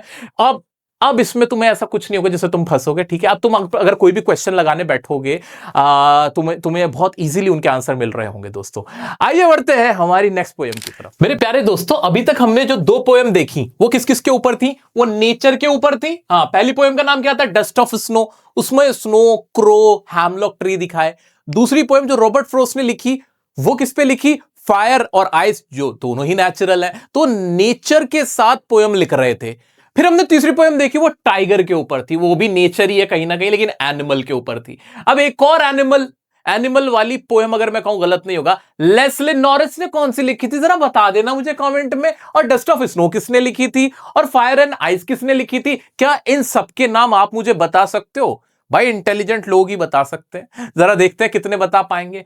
लेस्ली नॉरिस लगता तो ऐसे जैसे किसी लड़की का नाम है, लेकिन ये आदमी का नाम है, याद रख लेना, लेस्ली नॉरिस साहब। अब कैरोलिन वेल्स की लिखी हुई हम एक और पोएम जो कि जानवरों के ऊपर है वो पढ़ने जा रहे हैं, जिसका नाम है how to tell wild animal. इससे आसान कोई पोएम नहीं हो सकती, पहले बता रहा हूं। तुम्हारी बुक की सबसे आसान पोएम है ये। क्यों? इसमें कुछ भी नहीं है, इसमें है ही नहीं कुछ। इसमें बताएगा कौन से जानवर को कैसे पहचानना है, जानवरों की पहचान कराई जा रही है भाई। ये है पोएम तुम्हारी, इतनी आसान और क्या ही होगी। आओ चलो पढ़ते हैं इसको जल्दी से। आइए देखते हैं। हाँ भाई, कैरोलिन वेल्स की लिखी हुई, ये वाकई में लड़की का नाम है, उनकी लिखी हुई ये पोएम हमारी। आओ जी देख लेते हैं। थोड़ा सा और बड़ा कर देता हूं ताकि आपको और अच्छे से दिखे। हाँ, if ever you should go by chance the jungles in the east, अगर आप ईस्ट में जाते हो, ईस्ट के जंगल में जाते हो, and if there should to you advance a large and tawny beast. Tawny का मतलब होता है गहरा पीले रंग का, पीले रंग का अगर कोई बीस्ट, बड़ा जानवर तुम्हें दिखे, इफ यू रोर, अगर वो ऐसे रोर कर रहा है, क्या कर रहा है? अगर वो ऐसे रोर कर रहा है, टॉनी बीस्ट, हल्के पीले, गहरे पीले रंग का, ठीक है, you know it is the Asian lion. Asian lion की पहचान क्या बताइए? टॉनी बीस्ट है, रोर कर रहा है। एज यू आर डाइंग, जब तुम मर रहे होगे तो और रोर करेगा, तो ठीक है, तो वो कौन सा जानवर हुआ? ये कौन सा जानवर हुआ? कि ये एशियन लॉयन हुआ। चलो अब दूसरे की बात करते हैं। और if some time when roaming round a noble wild beast greets you, और किसी वक्त में अगर तुम ऐसे ही क्या कर रहे हो, रोम कर रहे हो, घूम रहे हो, इधर गोल गोल घूम रहे हो, एक वाइल्ड विद, एक जंगली जानवर तुम्हारे सामने है with black stripes. Important word क्या मेरा बच्चा? ब्लैक स्ट्राइप्स होने चाहिए, यानी उसके धारियां होनी चाहिए। और ना येलो ग्राउंड, येलो ग्राउंड के ऊपर धारियां का मतलब क्या है? ये भी किसी टाइगर के बारे में ही बात हो रही होगी। टाइगर ही तो ऐसा होता है, अभी हमने पढ़ा था। Just notice if he eats you, notice करना अगर वो तुम्हें खा डाले खा डाले, हाँ भाई, अगर तुम्हें खा डाले तो समझ लेना कि ये क्या है, तो समझ लेना this simple rule may help you learn the Bengal tiger to discern. बताओ इसमें क्या है? ह्यूमर है। इस पोएम में क्या है? ह्यूमर है भाई। वो जब तुम्हें खा ही लेगा, इफ ही ईट्स यू, जब तुम्हें खा ही लेगा तो तुम बचोगे ही नहीं, पहचानोगे कैसे? तो ये क्या है? इसके अंदर एक ह्यूमर है। इस पोएम में पोइट्स जो हमारी हैं वो बहुत ह्यूमर यूज कर रही है। क्लियर? हाँ जी, तो वो कौन सा होगा? वो होगा बंगाल टाइगर। तो हमने एशियन लॉयन की पहचान देखी, बंगाल टाइगर की पहचान देख ली है। ठीक है सर, आगे बढ़ जाते हैं, आगे बढ़ जाते मेरे बच्चा। अब कौन से जानवर की बात हो रही है? इफ स्ट्रोलिंग, स्ट्रोलिंग मतलब बोलते हैं टहलते हुए, ऐसे ला ला ला ला ला, ऐसे ऐसे आप टहलते हुए जा रहे हो। हाँ, अब क्या हुआ? बीस्ट यू व्यू, अगर आपने एक बीस्ट देखा, ठीक है, whose hide with spots is peppered, उसके जो स्पॉट्स है पेपर्ड, काली मिर्च की तरह ऐसे ऐसे टक टक टक टक टक, ऐसे क्या है? काले काले निशान उसके ऊपर। As soon as he has leapt on you, leapt का मतलब होता है झपटना, किसी पे कूद जाना। जैसे वो तुम पे झपटे, you know it is the leopard, समझ जाना वो क्या? तेंदुआ है, लेपर्ड है। ट्विल, ये ट्विल का मतलब समझ रहे हो क्या होता है? ट्विल फुल फॉर्म होती है इट विल की। किसकी? इट विल की फुल फॉर्म होती है ट्विल। ठीक है, तो it will do no good to roar with pain, he will only lap and lap again, और वो गुर्राएगा बार बार तुम पे झपट्टे मारेगा। वो कौन होगा? वो होगा तुम्हारा ये क्या कहते हैं? लेपर्ड। वो क्या होगा? तुम्हारा लेपर्ड होगा। ठीक है, तो हमने क्या क्या देखा? एशियन लॉयन देखा हमने, बंगाल टाइगर देखा, और तीसरा हमने लेपर्ड देखा। तीनों में डिफरेंस समझ में आ गया, अलग अलग पहचाने थी। क्लियर है? अभी मैंने तुम्हारे लिए कुछ अलग से बना के रखा हुआ है, तो तुम्हारे लिए सब कुछ बहुत आसान कर देने वाला हूं मैं। 2 मिनट दो मुझे, आगे बढ़ते हैं। फिर किसकी पहचान बताई भाई? फिर किसकी पहचान बताई? आ जाओ आगे बढ़ जाते हैं। If when you are walking round your yard, जब तुम ऐसे ही अपने आंगन में कहीं घूम रहे हो, अपनी जगह पे कहीं टहल रहे हो, और तुम क्या देखो? You meet a creature there, अगर तुम्हें क्रीचर दिखे, एक प्राणी दिखे, who hugs you very very hard. अब प्राणी हग कर रहा है, कोई जानवर हक थोड़ी करता है, तो ये भी क्या है, एक ह्यूमर ही यूज हुआ है। Who hugs you very hard, तो तुम्हें बड़ी जोर के गले लगा ले। Be sure it is a bear, ये क्या है, एक बेयर है, भालू है। If you have any doubts I guess he will give you just one more caress. Caress का मतलब होता है किसी को लिपटा लेना, किसी को चिमटा लेना। तो अगर तुम्हें जरा भी डाउट है, वो तुम्हें दोबारा चिपटा लेगा, चिपटाएगा विपटाएगा नहीं, वो तुम्हें मार देगा। इसका मतलब ये है। तो ये पूरा क्या है, ह्यूमरस। ये पोएम कैसी, पूरी ह्यूमरस पोएम है। क्लियर? हाँ ठीक है। तो ये क्या, बेयर की पहचान है कि if he hugs you again and again और give you some kind of caress, तो फिर क्या है, ये एक बेयर है। आगे बढ़ जाते हैं, फिर किसकी पहचान बताइए। Through to distinguish beasts of prey, a novice, novice मतलब बोलते हैं बहुत ही अनाड़ी को। A novice might nonplus the crocodile you always may tell from the hyena, thus hyenas come with merry smiles but if they weep they are crocodiles। अब यहां पे क्रोकोडाइल और हाइना जो होता है लगड़ा बग्गा, उसकी पहचान बताई गई है कि भाई क्रोकोडाइल और हाइनास में क्या फर्क होगा। हाइनास और ये दोनों काफी क्या कहते हैं, सिमिलर दिखाए, वैसे है नहीं। हाइनास को क्या है, वो मेरी स्माइल, वो ऐसे हंसते हुए आएगा, ऐसे दांत निकालते हुए आएगा। बट अगर वो रोते हुए आए तो समझ जाना क्या है, वो क्रोकोडाइल है। वो क्या है, क्रोकोडाइल है। क्लियर है? तो यहां पे दो अलग अलग जो जानवर हैं उनकी अलग अलग पहचानें बताई गई हैं। क्रोकोडाइल यानी मगरमच्छ के आंसू, और हाइनास क्या, वो हंसते हुए आएगा। तो हंसते हुए का और रोते हुए से पहचान दिखाई गई है दो अलग जानवर की, क्रोकोडाइल की और हाइनास की। आगे बढ़ जाते हैं। हाँ चलो जी आगे बढ़ जाते हैं। जिक्र इनका साथ में किया गया, क्रोकोडाइल हाइनस का आपस में कोई सिमिलैरिटी नहीं है। क्लियर है, डिस्टिंग्विश्ड है, इतना क्लियर रखना। आगे बढ़ते हैं, लास्ट है बहुत आसान सा, द ट्रू कमीलियन। कमीलियन किसे बोलते हैं? अरे वही तुम्हारे साथ रहने वाले, जो वादे तो तुमसे बड़े बड़े करते हैं, तुम्हारे साथ खाते हैं पीते हैं, सारी बातें करते हैं। हाँ हाँ, बहुत कमीलियन तुम्हारे भी आसपास होंगे। कुछ लोग उन्हें रिश्तेदार के नाम से भी जानते हैं, वही वो दोस्त यार के नाम से भी जाने जाते हैं। हाँ, रंग बदलने वाले। हाँ, द ट्रू कमीलियन, ठीक है, इज स्मॉल। जो कमीलियन होता है, जो असली कमीलियन होता है, वो क्या होता है, स्मॉल होता है। अ लिजर्ड सॉर्ट ऑफ थिंग, कैसा होता है, बिल्कुल लिजर्ड जैसा, छिपकली जैसा होता है कमीलियन। ठीक है, he has not any years at all, उसके कोई कान नहीं होते हैं। And not a single wing, उसके कोई दांत नहीं होते, विंग नहीं होता इस तरह का। इफ देयर इज विंग, कह रहा हूं, आई मीन उसके पर नहीं होते, मैं फैंग पर दिमाग में रह गया। If there is nothing on the tree, और अगर पेड़ पे कुछ नहीं है, this the chameleon you see, तो समझना वहां पे कमीलियन है। क्योंकि जो कमीलियन होता है वो रंग बदलने में माहिर होता है। अरे मैं तो ऐसे कई इंसानों को भी जानता हूं जो रंग बदलने में माहिर होते हैं। तुम भी जानते हो कुछ ऐसे को, बिल्कुल जानते होंगे। कमीलियन, ठीक है। तो कमीलियन की पहचान इसमें बताई गई कि वो क्या करता है, कमोफ्लाज करता है। उसकी पहचान क्या होती है, कमोफ्लाज करना। कमोफ्लाज का मतलब ही होता है अपना कलर बदल लेना। गिरगिट की तरह रंग बदलते हो तुम, ऐसे बोलते हैं ना, ठीक है। तो गिरगिट की पहचान इसमें बताई गई है। बस खत्म, पोएम खत्म। ये रही हमारी कैरोलिन वेल्स, जिन्होंने ये पोएम लिखी है। मैंने तुम्हारे लिए क्या आसानी करी है मेरा बच्चा। अब सुनो कि तुम्हारे बड़े भाई ने तुम्हारे लिए क्या किया। अरे सीधा सीधा इनकी पहचानें बता दी। ये देखो, एशियन लाइन कैसा होगा, डल येलोइश होगा, ब्राउन कलर्ड स्किन होगी या तेज पीली कलर की। If roars loudly and violently frightens to death, इतना डरा देता है कि आदमी इसके खौफ से ही मर जाता है। तो वो कौन होगा, एशियन लायन। बंगाल टाइगर क्या होगा, mighty wild beast, black stripes on yellow skin to identify him to be eaten by him. Eaten वाला जो होगा कि जो तुम्हें खा ले, समझ जाना वो क्या है, वो बंगाल टाइगर है। लेपर्ड की क्या थी, पेपर्ड होगा। ब्लैक स्पॉट्स कैसे होंगे, पेपर्ड जैसे ब्लैक स्पॉट्स होंगे। Distinctive body, several dark coloured spots, pattern of spots look peppered जैसे दिखते हैं। अटैक अगेन एंड अगेन, और लेफ्ट बार बार क्या करेगा, तुम्हारी तरफ लीप करेगा, लेफ्ट ऐसे वर्ड यूज किया गया है हमारे पोइट ने। आगे बढ़ते हैं, अब किसकी बात होगी, बेयर स्ट्रोलिंग करते हुए, बाहर टहलते हुए जाओगे, तुम्हें हक करेगा, कैरेस करेगा, तुम्हें एकदम बाहों में भर लेगा, समझ जाना। तो वो क्या है, बेयर। तो बेयर की पहचान हग वाली थी, कैरेस करने वाली थी। हाइनाज एंड क्रोकोडाइल का क्या था, अगर लाफ करता है, स्माइल करता है, मैरी स्माइल, बड़े खुशी स्माइल कर रहा है तो हाइनाज है। अगर रो रहा है तो फिर क्या है, वो क्रोकोडाइल है। सिंपल था। Weeps while eating, prey crocodile. अगर अपने शिकार को खाते वक्त कोई रो रहा है तो समझ लो कि वो क्या है, क्रोकोडाइल है। ऐसे किसी क्रोकोडाइल को तुम जानते हो जो बहुत रोके दिखाता है लेकिन वो तुम्हें खाने को तैयार बैठा है, जरा बताना मुझे। कमीलियन हमारा गिरगिट, वो क्या करता है, स्मॉल लाइक लिजर्ड की तरह होता है, डजंट हैव ईयर्स और विंग्स, उसके कोई विंग्स नहीं होते, ईयर्स नहीं होते। कमोफ्लाज, मेन इसमें इंपॉर्टेंट कमोफ्लाज है। कमोफ्लाज का मतलब ही रंग बदलना होता है, चेंजेस कलर्स,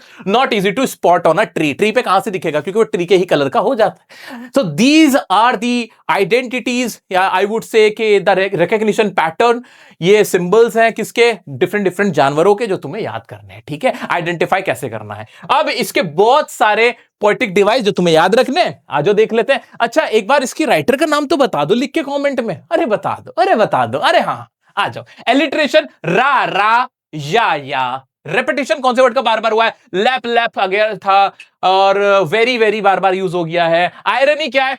आयरन तो सारी आयरनी थी इसमें कि noble wild beast greets you, इतना बड़ा कोई बीस्ट तुम्हें ग्रीट थोड़ी करेगा, वेलकम थोड़ी करेगा।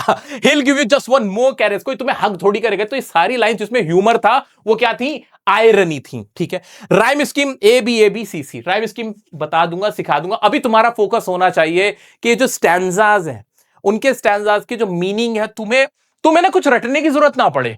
जिस तरह से मैंने एक एक वर्ड का मीनिंग बता के खुद तुम्हें इंटरप्रिटेशन करनी सिखाई है मेरा बच्चा, मैं तुम्हें ताकतवर बनाना चाहता हूं, स्किलफुल बनाना चाहता हूं कि सामने लाइंस रखी हो, रटने की जरूरत ना पड़े, देखते ही समझ में आ जाए सर ये तो लाओ कहीं पे भी सॉल्व करवा दो। तुम खुद तो क्या किसी और को भी पढ़ा पाओ। मैं चाहता हूं इस लेवल पे तुम्हें लेके जाओ मेरा बच्चा। क्या मैं अपने इस टारगेट में कामयाब हो पा रहा हूं? मुझे जरूर बताना। बहुत इजी फील करना, टेंशन नहीं लेनी। अब बढ़ते हैं हमारी नेक्स्ट पोएम की तरफ। दोस्तों, क्या आप जानते हो कि अभी ये जो आपकी क्लास 10th है, इसके बाद आप क्लास 11th में आओगे, और क्लास 11th में आपकी लाइफ में बहुत चेंज आ जाएगा। जिन टीचर्स से आप पढ़ रहे हो, फिर वो टीचर आपको नहीं पढ़ाएंगे। जिन फेवरेट ट्यूटर्स से आप पढ़ रहे हो, वो आपको नहीं पढ़ाएंगे। जिन दोस्तों के साथ अभी उठ बैठ रहे हो, वो दोस्त छूट जाएंगे। जिन चीजों से अभी प्यार है, आपकी फेवरेट चीजें, वो चीजें फिर आपसे दूर चली जाएंगी। वो लॉस आपको बेयर करना ही पड़ेगा। क्या आप इस सब के लिए तैयार भी हो? क्या पहले सोचा नहीं था? लेकिन नहीं, अब आपको सोचना पड़ेगा, क्योंकि ये आपके साथ होने जा रहा है। अब आप बड़े हो गए हो। This is the sign of maturity. ये लॉस आपको बेयर करना ही होगा, ये चेंज आपको बेयर करना होगा। हाँ, मैंने आपको बोल पोएम पढ़ा दी है। जी हाँ दोस्तों, ये बोल पोएम थी और कुछ नहीं था इसमें। बड़ी प्यारी पोएम, ये आपकी पोएम, आपकी लाइफ को दिखाने वाली पोएम। एक बच्चा, एक छोटा सा बच्चा जो कि अभी टीनेज में अपनी, वो बॉल से खेल रहा है। खेलते खेलते खेलते खेलते उसको अंदाजा होता है कि मेरी बॉल खो गई है। और बॉल का मतलब यहां बॉल बिल्कुल नहीं है। बॉल का मतलब उसकी पोजीशंस, उसकी जो चीजें थी, वो सब उससे छूट के जा रही हैं, दूर हो रही हैं उम्र के साथ साथ। ये उसकी हालत को बताएगा। एक छोटा लड़का, लड़कपन में 10-12 साल का बच्चा जो अपनी बॉल से खेल रहा है। आ जाते हैं दोस्तों, आइए आइए बाहर निकल के आइए। क्या हुआ? अभी सोच में डूब गए कि ये सब तुम्हारे साथ होगा? होगा मेरा बच्चा, बट आपको इस लॉस को, इस दर्द को झेलना ही होगा आगे बढ़ने के लिए। क्या है इसमें? जॉन बेरीमैन की बहुत प्यारी सी कविता, बहुत शानदार पोएम आपके लिए। What's the boy now who has lost his ball, what's he to do, I saw it go. क्या कह रहा है यहां पे पोइट? क्या कह रहा है? क्या होगा उस बच्चे का जिसकी अभी अभी बॉल खोई है? merrily bouncing down the street and then merrily over there it is in the water। मैंने उसको जाते हुए देखा, बॉल को गिरते हुए जाते हुए मैंने देखा कि हाँ वो उसके हाथ से छूट के गई, और ऐसे वो आराम से खुशी खुशी ऐसे जाते जाते ऐसे स्ट्रीट में से गई, और फिर ऊपर से होते होते वो पानी में चली गई बॉल। मैंने देखा। No use to say oh there are other balls. कोई फायदा नहीं ये कहने का, अरे बॉल तो और भी है बच्चे, बॉल तो और भी है, कोई टेंशन नहीं, और बॉल आ जाएंगी। फायदा नहीं है ये सब कहने का। नो यूज टू से oh there are other balls, an ultimate shaking grief fixes the boy। एक ग्रीफ था जिसने उसको हिला के रख दिया, शेक करके रख दिया। ग्रीफ में, दुख की वजह से वो एकदम हिल के रह गया है। As he stands rigid, rigid एकदम कुछ नहीं बोल रहा है, खड़ा हुआ है, ट्रेम्बलिंग कांप रहा है, स्टेयरिंग डाउन, नीचे देख रहा है अपनी बॉल को जाते हुए। All his young days into the harbour where his ball went, I would not intrude on him. वो बॉल नहीं जा रही, वो उसके बचपन के दिन जा रहे हैं, वो मेमोरीज जा रही हैं जो उस बॉल के साथ एसोसिएटेड थी, वो मेमोरीज उसकी वहां से जा रही हैं। और मैंने इंट्रूड नहीं किया। इंट्रूड का मतलब बीच में घुसना। मैंने उसको डिस्टर्ब नहीं किया, मैं खड़ा रहा। मैं कौन है यहाँ पे? पोइट ने डिस्टर्ब नहीं किया। His ball went, I won't intrude on him, a dime, another ball is worthless now। मैं कह सकता था कि यार कितनी की है, थोड़े सी पैसों की तो थी है, डाइम करेंसी को बोलते हैं कि another ball is worthless। मैं उसको कह सकता था, लेकिन ऐसा कहना worthless था, कोई फायदा नहीं था। Now he senses first responsibility, क्योंकि जो बॉल वो गई है ना, उसकी जगह कोई नहीं ले सकता, उसे रिप्लेस कोई नहीं कर सकता। Money is external. अब क्या होगा? अब यहां एक नई बात आती है। He senses his first responsibility। उसको अपनी जिम्मेदारी का पहली बार एहसास होगा। कौन सी जिम्मेदारी है भाई ये? इन अ वर्ल्ड ऑफ पोजेशंस, जहां पे ये पोजेशंस की दुनिया, जहां हमारी बहुत सारी चीजें होती हैं। पीपल विल टेक बॉल्स, लोग तुमसे तुम्हारी बॉल्स ले लेंगे, वो तुमसे तुम्हारी बॉल छीन लेंगे। तुम्हारी फेवरेट चीजें, जिनसे तुम्हें बहुत प्यार था, तुम्हारी मेमोरीज एसोसिएटेड थी, they will take your memories, they will take your positions in this world. Balls will be lost always, और हमेशा तुम्हारी बॉल्स खो जाएंगी। जिन लोगों से तुम्हें प्यार था, जिन चीजों से तुम्हें प्यार था, जिन मेमोरीज से तुम्हें प्यार था, वो एक दिन तुम्हें छोड़ के चली जाएंगी। उस दिन तुम्हें एहसास होगा कि हाँ, यही जिंदगी का दूसरा नाम है। तुम्हें वो जिम्मेदारी उठानी होगी मेरे बच्चे, तुम्हें उस दिन इस चीज का एहसास करना होगा कि yes, people will take balls will be lost always, balls will be lost always little boy, and no one buys a ball back, और कोई तुम्हारी बॉल वापस लाके नहीं दे सकता है। मनी इज एक्सटर्नल का मतलब कि बहुत सारी चीजें पैसों से नहीं खरीदी जा सकती। मॉनेटरी ही नहीं है सारी चीजें, मेमोरीज मॉनेटरी नहीं है, लव, अफेक्शन, इमोशंस, ये सारी चीजें पैसों से नहीं आती। इन सब को हमें इमोशंस के साथ हमें संजोना पड़ता है। हमारे मन की फीलिंग्स होती हैं, वो हमसे छूट जाती है, तो हम उसे पैसे से नहीं खरीद सकते। ही इज लर्निंग, वो सीख रहा है, वो बच्चा सीख रहा है जिसकी बॉल्स चली गई हैं। Well behind his desperate eyes, उसकी आइज कैसी हैं? डेस्परेट आइज के साथ वो कुछ बोल नहीं रहा है, बस वो एहसास कर रहा है, रियलाइजेशन हो रहा है उसको कि मेरी वो जो फेवरेट बॉल्स थी, वो जो मेमोरीज थी मेरी चाइल्डहुड की, वो सब अब जा रही हैं। He is learning the epistemology. Epistemology का मतलब क्या है मेरा बच्चा? Epistemology बोलते किसी चीज की स्टडी को, थियोरी को, ठीक है? तो उसको ज्ञान मिल रहा है इस चीज से, उसको कहते हैं epistemology of laws, यानी थियोरी ऑफ लॉस या education of loss, how to stand up. वो सीख रहा है कि जब हम चीज कोई खो देते हैं तो कैसे हमें खड़े रहना है, कैसे हमें मजबूत बने रहना है, how to bear that loss, हमें उस लॉस को कैसे बेयर करना है, वो ये सीख रहा है। Knowing what every man must one day know and most know many days how to stand up, जो एक ना एक दिन हर किसी को, जितने भी लोग हैं, और उन्हें ये खोना ही होता है, उन्हें अपनी फेवरेट चीजों को खो देना ही होता है, और उनको ये सीखना ही होता है कि कैसे स्टैंड अप करना है, कैसे खड़े होना है उस वक्त में जब वो अपनी फेवरेट बॉल्स खो देते हैं, अपनी मेमोरीज, अपनी चाइल्डहुड मेमोरीज, अपने पोजीशंस की चीजें खो देते हैं। सो दोस्तों, ये प्यारी सी पोयम, मजेदार सी पोयम थी, ये मजेदार सी पोयम थी जो कि हमें बस यही सिखा रही है कि तुम्हारी जो फेवरेट चीजें हैं, कोई ना कोई तुमसे एक दिन छीन लेगा, वो तुमसे दूर चली जाएंगी। मैं तुमसे कहीं दूर नहीं जा रहा, ऊपर वाले ने बुला लिया वो अलग बात है, वरना मेरा तुम्हारा साथ आज 10th में हो, 11th में भी मैं, 12th में भी मैं, CUET में भी मैं, कंपेटिटिव में भी मैं, स्पोकन इंग्लिश में भी मैं, और रुको तुम, और जगह भी मैं तुम्हारा साथ देने के लिए खड़ा रहूंगा। डोंट वरी एट ऑल, ठीक है? आ जाते हैं दोस्तों अब इससे रिलेटेड कुछ इंपॉर्टेंट लाइंस और सेंटेंसेस जो तुम्हें पता होने चाहिए। किसने लिखी एक बार कमेंट में लिख डालो। John Berryman. क्या कहा इन्होंने? Little boy playing with his ball, वो अपनी बॉल से खेल रहा है, बॉल गॉट लॉस्ट, उसकी बॉल खो जाती है। अब बॉय क्या सोच रहा है? Boy is thinking how to retrieve the ball. Retrieve का मतलब वापस हासिल कर लेना, रिट्रीव, एक बार लिख डालो, रिट्रीव रिट्रीव रिट्रीव, रिट्रीव करना, डेटा को रिट्रीव करना, बॉल को रिट्रीव करना, ठीक है? अपने फेवरेट पर्सन को रिट्रीव करना। आ जाओ।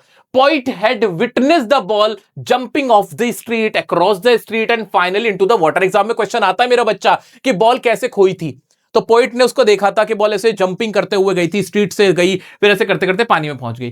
Poet did not console, console करना किसी का ढांढस बंधाना, किसी को तसल्ली देना कि नहीं नहीं कोई बात नहीं, और बोले पोइट ने ऐसा क्यों नहीं किया? एग्जाम में क्वेश्चन पूछेगा, why did poet not console the little boy in ball poem? तो आप क्या कहोगे? बिकॉज पोइट न्यू, पोइट को पता था कि अब उसको कोई कंसोलेशन लड़के को नहीं दे सकता था, कोई भी चीज उसको रिप्लेस नहीं कर सकती थी।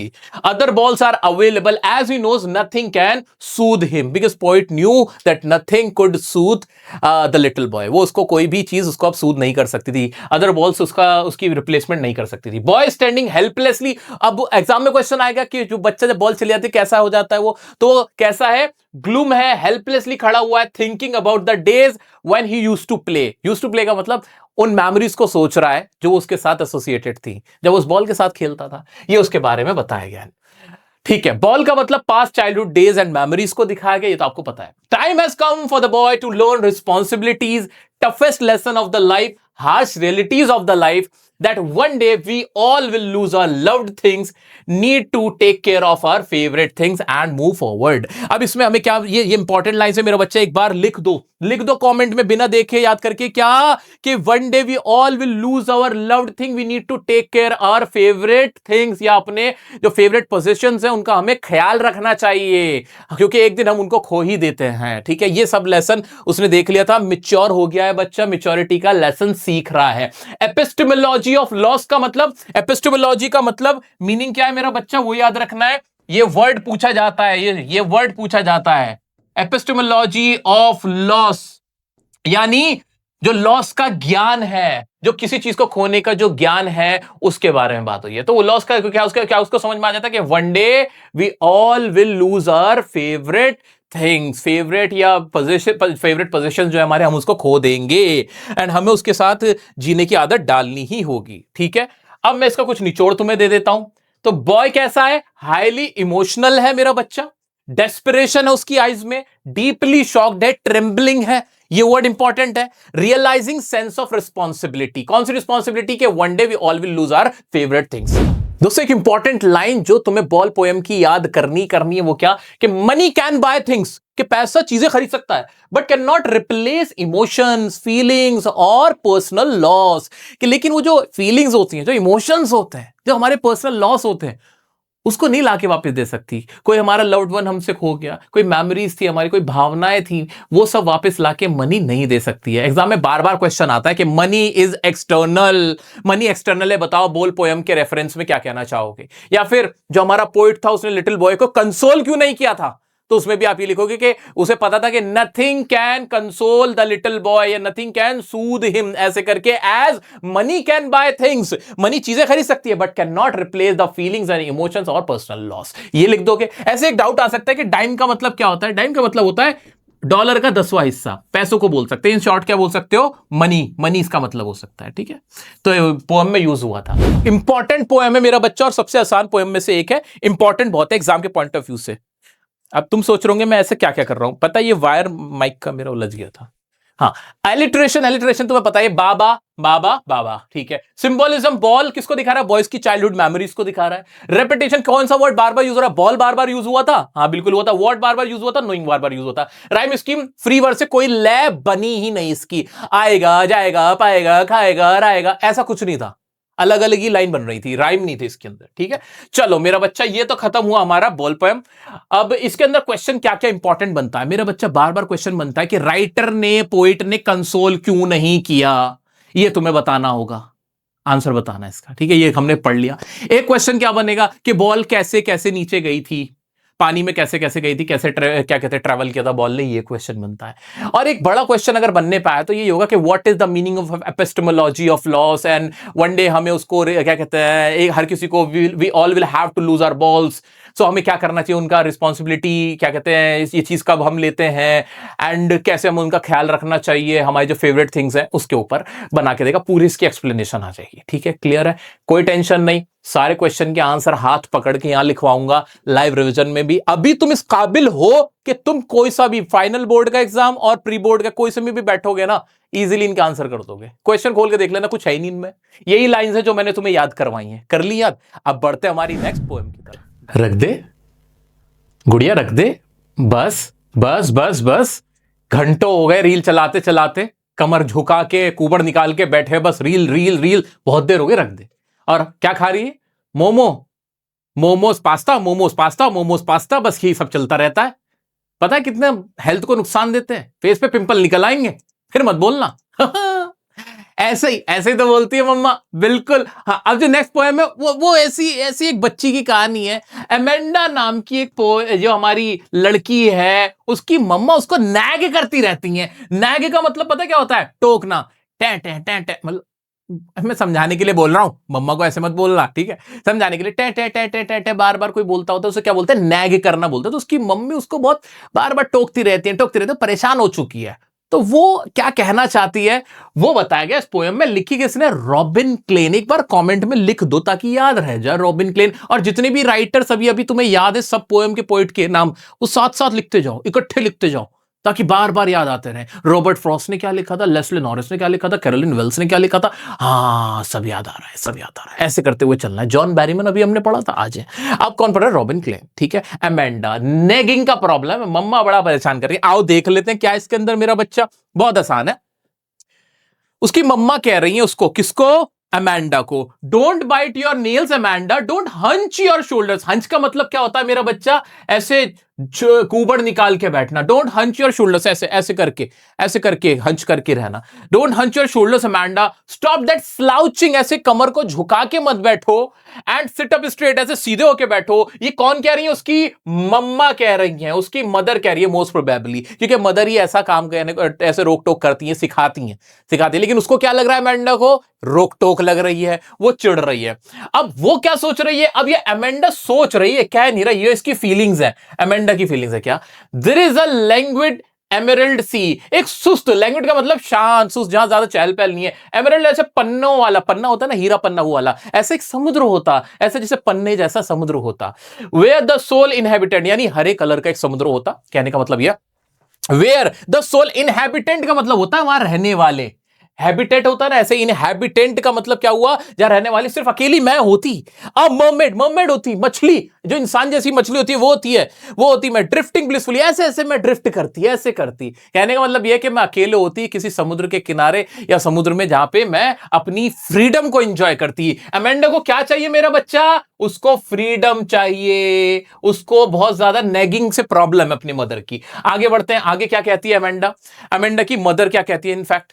तो अमेंडा की मदर कहती है, डोंट क्या कहता है, did you finish your homework Amanda, क्या तुमने अपना होमवर्क फिनिश किया Amanda? Did you tidy your room, क्या तुमने अपना रूम साफ किया? I thought I told you to clean your shoes, मैंने तुमसे कहा था, मुझे याद आ रहा है कि तुम अपने शूज को क्लीन करो अमेंडा, क्या तुमने ये सारे काम किए? ये फिर से उसकी क्या बोल रही है? मम्मा बोल रही है मोस्ट प्रोबेबली। अब वो इसके बाद क्या सोचती है? अब उसकी थॉट्स ये रही है, ये वाले थॉट्स, ये जो क्या कहते हैं कॉलम्स में है, ये सारे क्या उसके थॉट्स है। I am an orphan roaming the street, काश मैं एक ऑर्फन होती, यानी मेरे पेरेंट्स ही ना होते। वो ऐसा सोच रही है। रोमिंग द स्ट्रीट, रोम करती, घूमती स्ट्रीट में। I pattern soft dust with my hushed bare feet, और मैं क्या बनाती? मैं अपने शांत कदमों से निशान बनाती, अपने बेयर फीट, जो नंगे पांव घूमती, यानी मैं। The silence is golden, the freedom is sweet, और वहां पे क्या होता है? जो साइलेंस होती, जो शांति होती ना, वो गोल्डन होती, गोल्ड की होती, मतलब साइलेंस मिल जाती तो अच्छी बात है, मजा आ जाता। फ्रीडम इज स्वीट, और फ्रीडम में होती वो कैसी होती? मीठी मीठी लगती, आजादी मीठी लगती। यानी उसको क्या चाहिए यहां पे भी? उसे शांति चाहिए, ट्रैंक्विलिटी चाहिए। क्या चाहिए? ट्रैंक्विलिटी। और क्या चाहिए? फ्रीडम। उसको ये सब चाहिए। ठीक है, आगे बढ़ जाते मेरा बच्चा, आगे बढ़ जाते हैं। Don't eat that chocolate Amanda, remember your acne Amanda, will you please look at me when I am speaking to you Amanda. अब क्या हो गया? मम्मा थोड़ा गुस्सा हो रही है, क्योंकि वो मम्मा की तरफ देख ही नहीं रही है अमेंडा। वो क्या कह रही? चॉकलेट मत खाओ अमेंडा, इससे तुम्हारे एक्ने निकल आएंगे। यानी अमेंडा हो सकता है टीनेजर हो, क्योंकि टीनेज में ही एक्ने आते हैं। तो एग्जाम में क्वेश्चन पूछ लेगा कि what must be the age of Amanda, what would be the age of Amanda. So हमें क्या लगता है कि she is a teenager, because her mother is nagging at her about the chocolate, और या फिर क्या कहते हैं, उसको मना कर रही है, उसे रोक रही है कि वो चॉकलेट ना खाए। ठीक है, will you please look at मी, क्या तुम मेरी तरफ देखोगे अमेंडा? यहां पे उस पर गुस्सा कर रही है। अब इसके जवाब में अमेंडा क्या सोच रही है? अरे मदर से मुझे याद आया, एक और लड़की थी, एक और लड़की थी जिसको अपनी मम्मा से इतना ज्यादा उसकी बनती नहीं थी। ये नहीं था कि उसकी मम्मा से टोक रही थी, रोक रही थी, ऐसा नहीं था, लेकिन उसे भी आजादी चाहिए थी, मम्मा से अलग, मम्मा के साथ नहीं, मम्मा से अलग। क्या तुम्हें वली याद आई? वली, क्या हमारी वली भी अमेंडा जैसी नहीं थी? क्या वली को भी फ्रीडम नहीं चाहिए थी? क्या वली भी जो आउटसाइड की जो वर्ल्ड था, उसके घर के बाहर था, उसको एक्सप्लोर नहीं करना चाहती थी? हाँ, वली भी ऐसी ही थी हमारी। एग्जाम में क्वेश्चन मेरा बच्चा आता है, पैरेलल क्वेश्चन, जिसमें वली और अमेंडा को बताया जाता है कि इनके रेफरेंस में लिखो दोनों में क्या सिमिलैरिटीज हैं। वो आप लिख सकते हो, अब लिख सकते हो। आ जाओ, अब इसके जवाब में अमेंडा क्या सोच रही है? वो कह रही है, काश में एक रेपेंजल होती। अब रेपेंजल कौन है?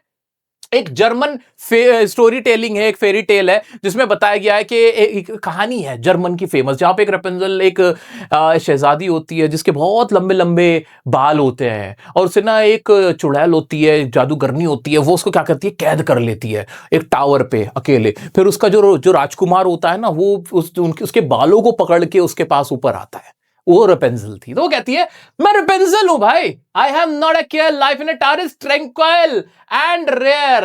भाई मुझे तो इस चीज की भी परवाह नहीं है कि टावर में लाइफ कैसी है, मैं खुश हूं, वहां शांति है और वहां की दुनिया मस्त होगी टावर के अंदर। I'll certainly never let down my bright hair. मैं तो अपने बाल भी नीचे नहीं डालूंगी कि कोई मुझे बचाने आए, वहां से निकालने आए. I will be very happy alone, living my life in a tower. ये वो कहना चाहती है. कौन सोच रही है ये? देखो दोबारा से ना ऐसे वो क्या कहते हैं, कॉलम, ऐसे ब्रैकेट, इनफैक्ट कॉलम बोल रहा हूं, ब्रैकेट, ये ब्रैकेट बने हुए हैं. ये सारे थॉट्स हैं किसके? अमेंडा के. Stop that sulking at once, Amanda. You are always so moody, Amanda. Anyone would think that I nagged at you, Amanda. Amanda. अब इसमें बार बार कह रही कि कोई भी सोचेगा कि मैं ना तुम्हें नेगिंग कर रही हूं, रोक टोक कर रही हूं. ऐसे सुस्त मत रहो अमेंडा, कुछ बोलो, मेरी बात पे रिप्लाई करो. तुम हमेशा बहुत मूडी होती हो अमेंडा. कि हर किसी को ऐसा लगेगा जैसे मैं नैग कर रही हूं. एग्जाम में क्वेश्चन आ जाता है कि बताओ उसकी मदर वाकई में नैग कर रही थी. यस, वो नेग कर रही है, बट वो बोल रही है कि नेग क्यों कर रही है. ठीक है, तो दोस्तों ये पूरा मैंने वर्ड टू वर्ड तुम्हें अभी समझाया कि क्या है इसके अंदर. आओ अब एग्जाम में क्या पूछा जाएगा, उसमें क्या लिखना है वो देखते हैं. इसमें कौन है? अमेंडा एक स्मॉल चाइल्ड है. शी इज फेड अप, और स्कूल गोइंग गर्ल है, बहुत परेशान हो गई है कांस्टेंट नेगिंग से. किस वजह से परेशान हो गई मेरे बच्चा? कांस्टेंट नेगिंग है. उसके साथ क्या प्रॉब्लम है? Constant nagging. किसके द्वारा? उसकी मदर के द्वारा. लगातार उसको क्या किया जा रहा है? रोका टोका जा रहा है. ठीक है, अब क्या हो रहा है? उसकी मदर क्या करिए? She wants freedom and peace. उसको क्या चाहिए? फ्रीडम चाहिए और आजादी और शांति चाहिए. She wants to live life on her own terms. वो अपनी जिंदगी कैसे जीना चाहती है? अपनी ओन टर्म्स में. ये सारी लाइंस तुम्हें लर्न करनी है. 2-3 बार पढ़ लो, घोल के पी जाओ मेरा बच्चा, यहीं पे याद हो जाएगा. अमेंडा क्या चाहती है? She wants to live her life on her own terms. She wants freedom and peace. She is a school going girl. She is disturb by constantly nagging by her mother. ठीक है, वो disturb है किस चीज से? जो उसकी mother उसकी कांस्टेंट नेगिंग कर रही हैं. No interference. She wants no interference. She dreams to lead a life of a mermaid. वो ख्वाब देखती है कि वो कैसी जिंदगी जिए? एक मर्मेड जैसी जिंदगी जिए. She feels orphan has more freedom. उसको ऐसा लगता है ऑर्फन के मोर फ्रीडम होती है. क्यों? क्योंकि उसके पेरेंट्स नहीं होते ऑर्फन के, जिसका माँ बाप नहीं होते, उसको कोई टोकता नहीं है. उसको ऐसा लगता है. She wishes to have a life in a tower like Rapunzel. वो उम्मीद करती है कि उसकी जिंदगी रेपेंजल की तरह हो, जो कि टावर में हो, जहां उसको कोई और चाहिए भी नहीं, बस उसे वहां ट्रैंक्विलिटी मिल जाएगी. ट्रैंक्विलिटी का मतलब एक साथ लिख दो मेरा बच्चा. ठीक है, मेनली बस इसके अंदर यही है. ये लाइंस तुम्हें याद रहेगी, पूरा याद रह जाएगा. मैंने कुछ तुम्हारे लिए अलग से लिखा हुआ है, वो देख लो बस. अमेंडा कैसी है? She is fed up of being nagged. Being nagged, ये लाइन लिखो एक साथ कमेंट में, सब लोग लिखो, और बाद में फिर बिना देखे लिखना अपने रजिस्टर में. क्या है वो? डिस्टर्ब्ड है, फेड अप है, और बीइंग नेग्ड तो अब तुम्हें समझ में आ गया होगा. बार बार टोकना, टा टा टा टा, उससे परेशान है. She longs for. लॉन्ग्स का मतलब मेरा बच्चा पता है क्या होता है? लॉन्ग्स का मतलब होता है डिजायर. क्या मतलब है इसका? डिजायर. उसकी ख्वाहिश क्या है? डिजायर, या जिसे बोलते हैं विश. लॉन्ग वर्ड एक यूज होता है. उसकी विश क्या है? पीस चाहिए, फ्रीडम चाहिए और स्पेस चाहिए. उसको एक अपना स्पेस चाहिए कि कोई उसे टोके रोके ना. ठीक है. She imagines herself to be an orphan. वो अपने आप को क्या उम्मीद करती है? कि कोई वो ऑर्फन होती. और विश क्या करती है? कि वो रेपेंजल की तरह होती, या फिर एक मरमेड की तरह होती, और ब्लिसफुली क्या कहते हैं, ड्रिफ्ट करती. ये सब उसको चाहिए. पूरी पोयम का सार निचोड़ मैंने इसमें तुम्हारे लगा दिया है. इससे रिलेटेड जो क्वेश्चन बनते हैं वो ये बनते हैं कि उसकी मदर जो उसको नैग करे, क्या उसके भले के लिए करे, बुरे के लिए कर रहे हैं, ये क्वेश्चन पूछा जाता है. या फिर उसको कैसी लाइफ चाहिए, वो किस चीज से परेशान है, ये सब कुछ इसमें होता है. ठीक है, अब इसके पोएटिक डिवाइस देख लेते हैं मेरा बच्चा, जो तुम्हारे काम आएंगे. आ जाओ जी, पोएटिक डिवाइस क्या है? हाँ जी, एलिट्रेशन क्या है इसके अंदर? एलिट्रेशन, स्टॉप दैट स्लाउचिंग, तो सा हो गया. रेपिटेशन, कौन सा वर्ड बार बार रिपीट हुआ? अमेंडा बार बार बोल रही है, तो अमेंडा हमारा रेपिटेशन हो गया. मेटाफर क्या दिखाया गया है? बहुत सारे मेटाफर थे इसके अंदर. मेटाफर क्या है इसमें? मेटाफर मैं तुम्हें लिख के दिखा देता हूं. तो मेटाफर इसके अंदर है, एक तो लैंग्वेड एमरल्ड सी. ठीक है, यानी कोई ऐसी चीज जो किसी और चीज को डिनोट करिए, मेटाफर बोलते हैं ना. तो एक तो एमरल्ड सी जो दिखाया गया है, वो वर्ड क्या है? वो मेटाफर है. साइलेंस इज गोल्डन, ये मेटाफर था. Freedom is sweet, freedom sweet है. तो ये सब क्या है? हमारे मेटाफर थे. और क्या है? एक एल्यूजन भी है इसके अंदर. एल्यूजन का मतलब होता है कोई क्या कहते हैं, हिस्टोरिकल कोई आप ऐसा इवेंट लेके आए, या फिर कोई मैथोलॉजिकल, कोई कल्चरल या लिटरेरी या पॉलिटिकल कोई इवेंट का रेफरेंस देते हुए कुछ करें. यानी रेपेंजल की जो कहानी थी, वो एक कहानी थी ना, तो उस कहानी का जो रेफरेंस दिया गया यहाँ पे, तो रेपेंजल या मर्मेड, ये सब क्या है? ये मैथोलॉजिकल बात है, ये सच्चाई नहीं है. ये सच्चाई नहीं है, ये सिर्फ सुनी सुनाई बातें, लोगों की सोच की बात है।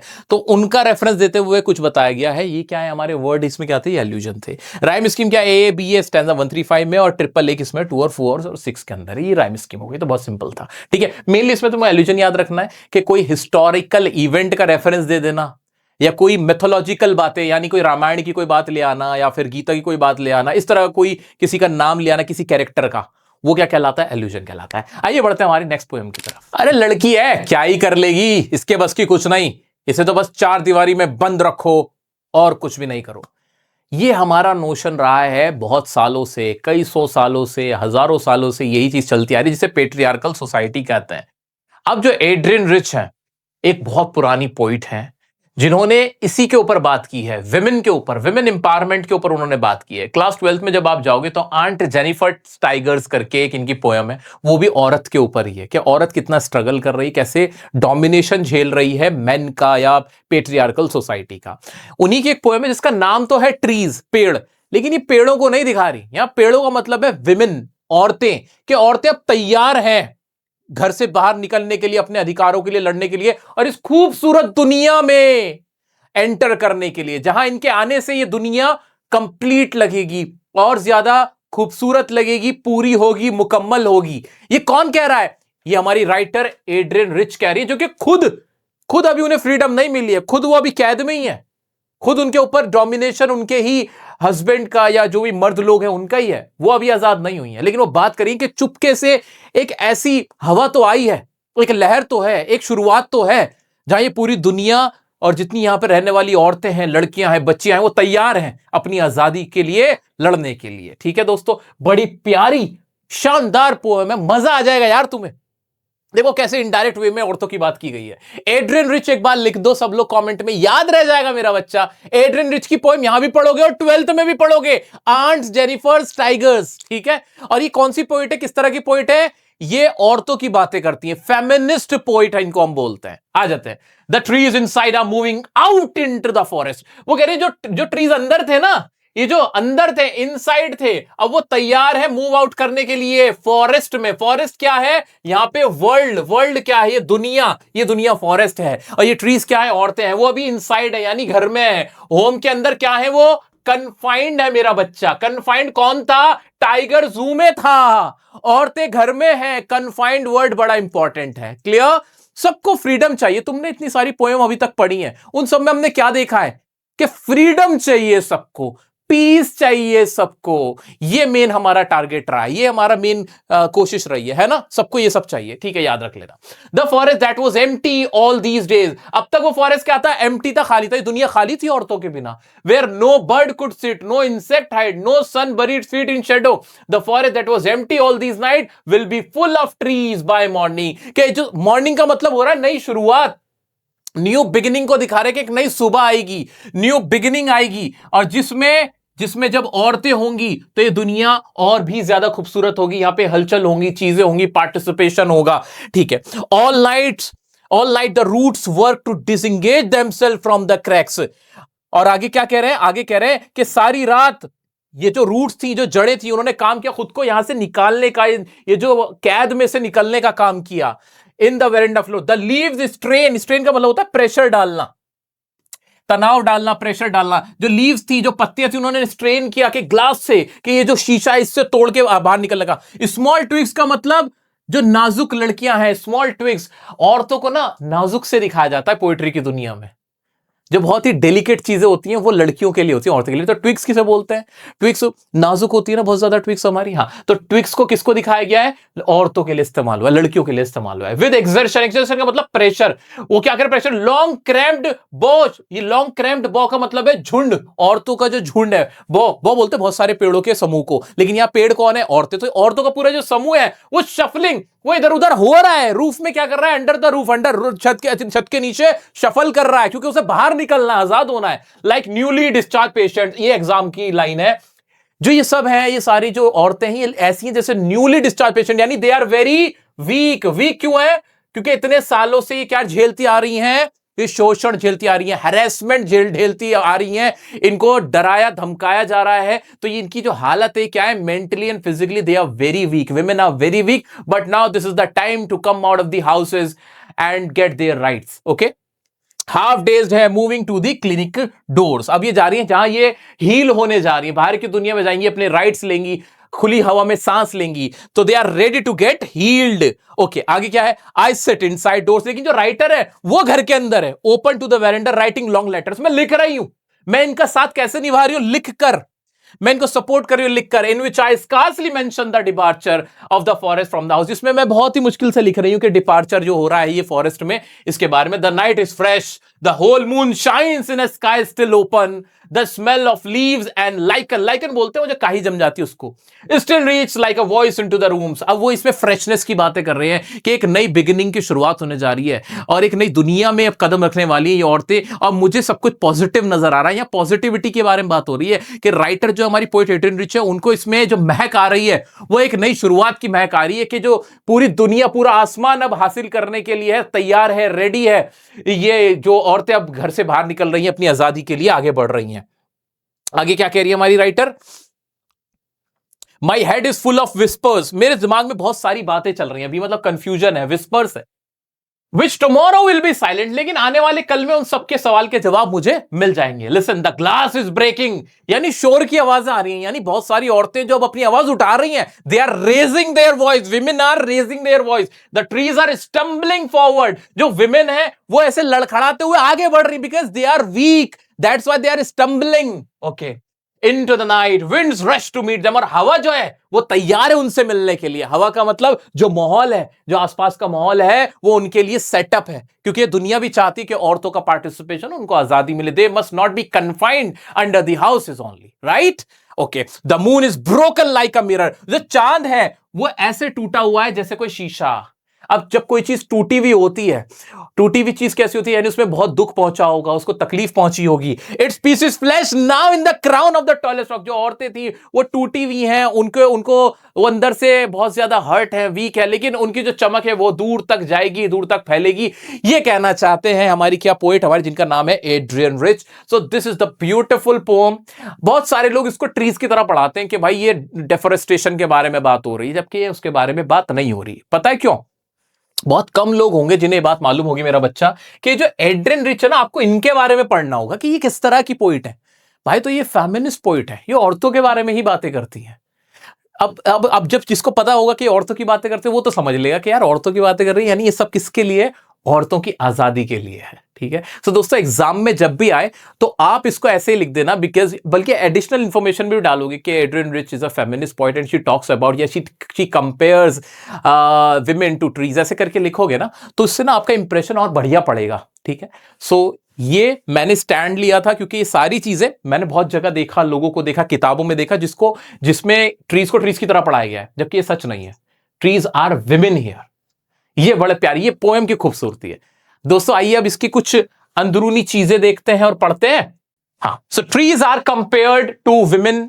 उन ट्रीज को विमेन से कंपेयर किया गया. Women are ready to move out and healed. Women तैयार है बाहर निकलने के लिए और हील होने के लिए. Women have remained indoors. Confined रही हैं, घर के अंदर रही हैं. The forest world was incomplete will look complete now.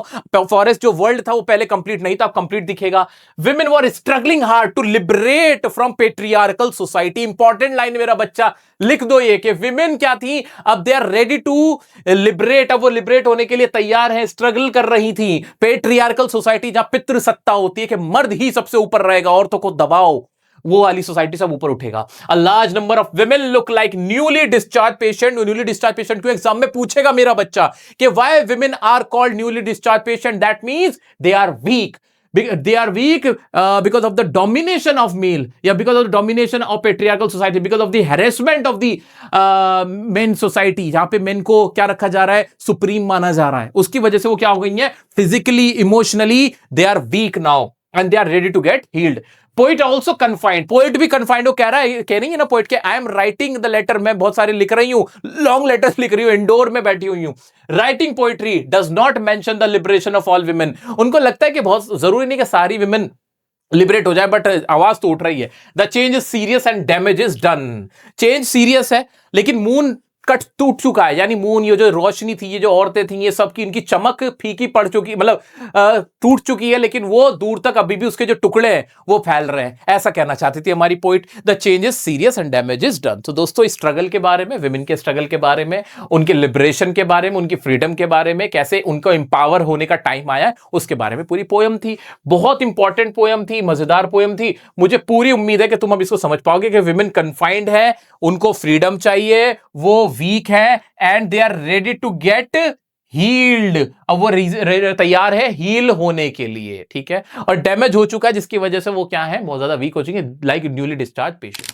दोस्तों, इसके ट्रीज के पोएटिक डिवाइस रह गए थे, वो देख लेते हैं। रेपिटेशन बार बार कौन हुआ है, नो नो का बार बार इस्तेमाल हो रहा था वर्ड का। सिमिले क्या है, किसके जैसा दिखाया गया, न्यूली डिस्चार्ज पेशेंट वो की तरह दिखाया गया था। तो like a voice, like a mirror, ये सारे क्या थे, सिमिले थे।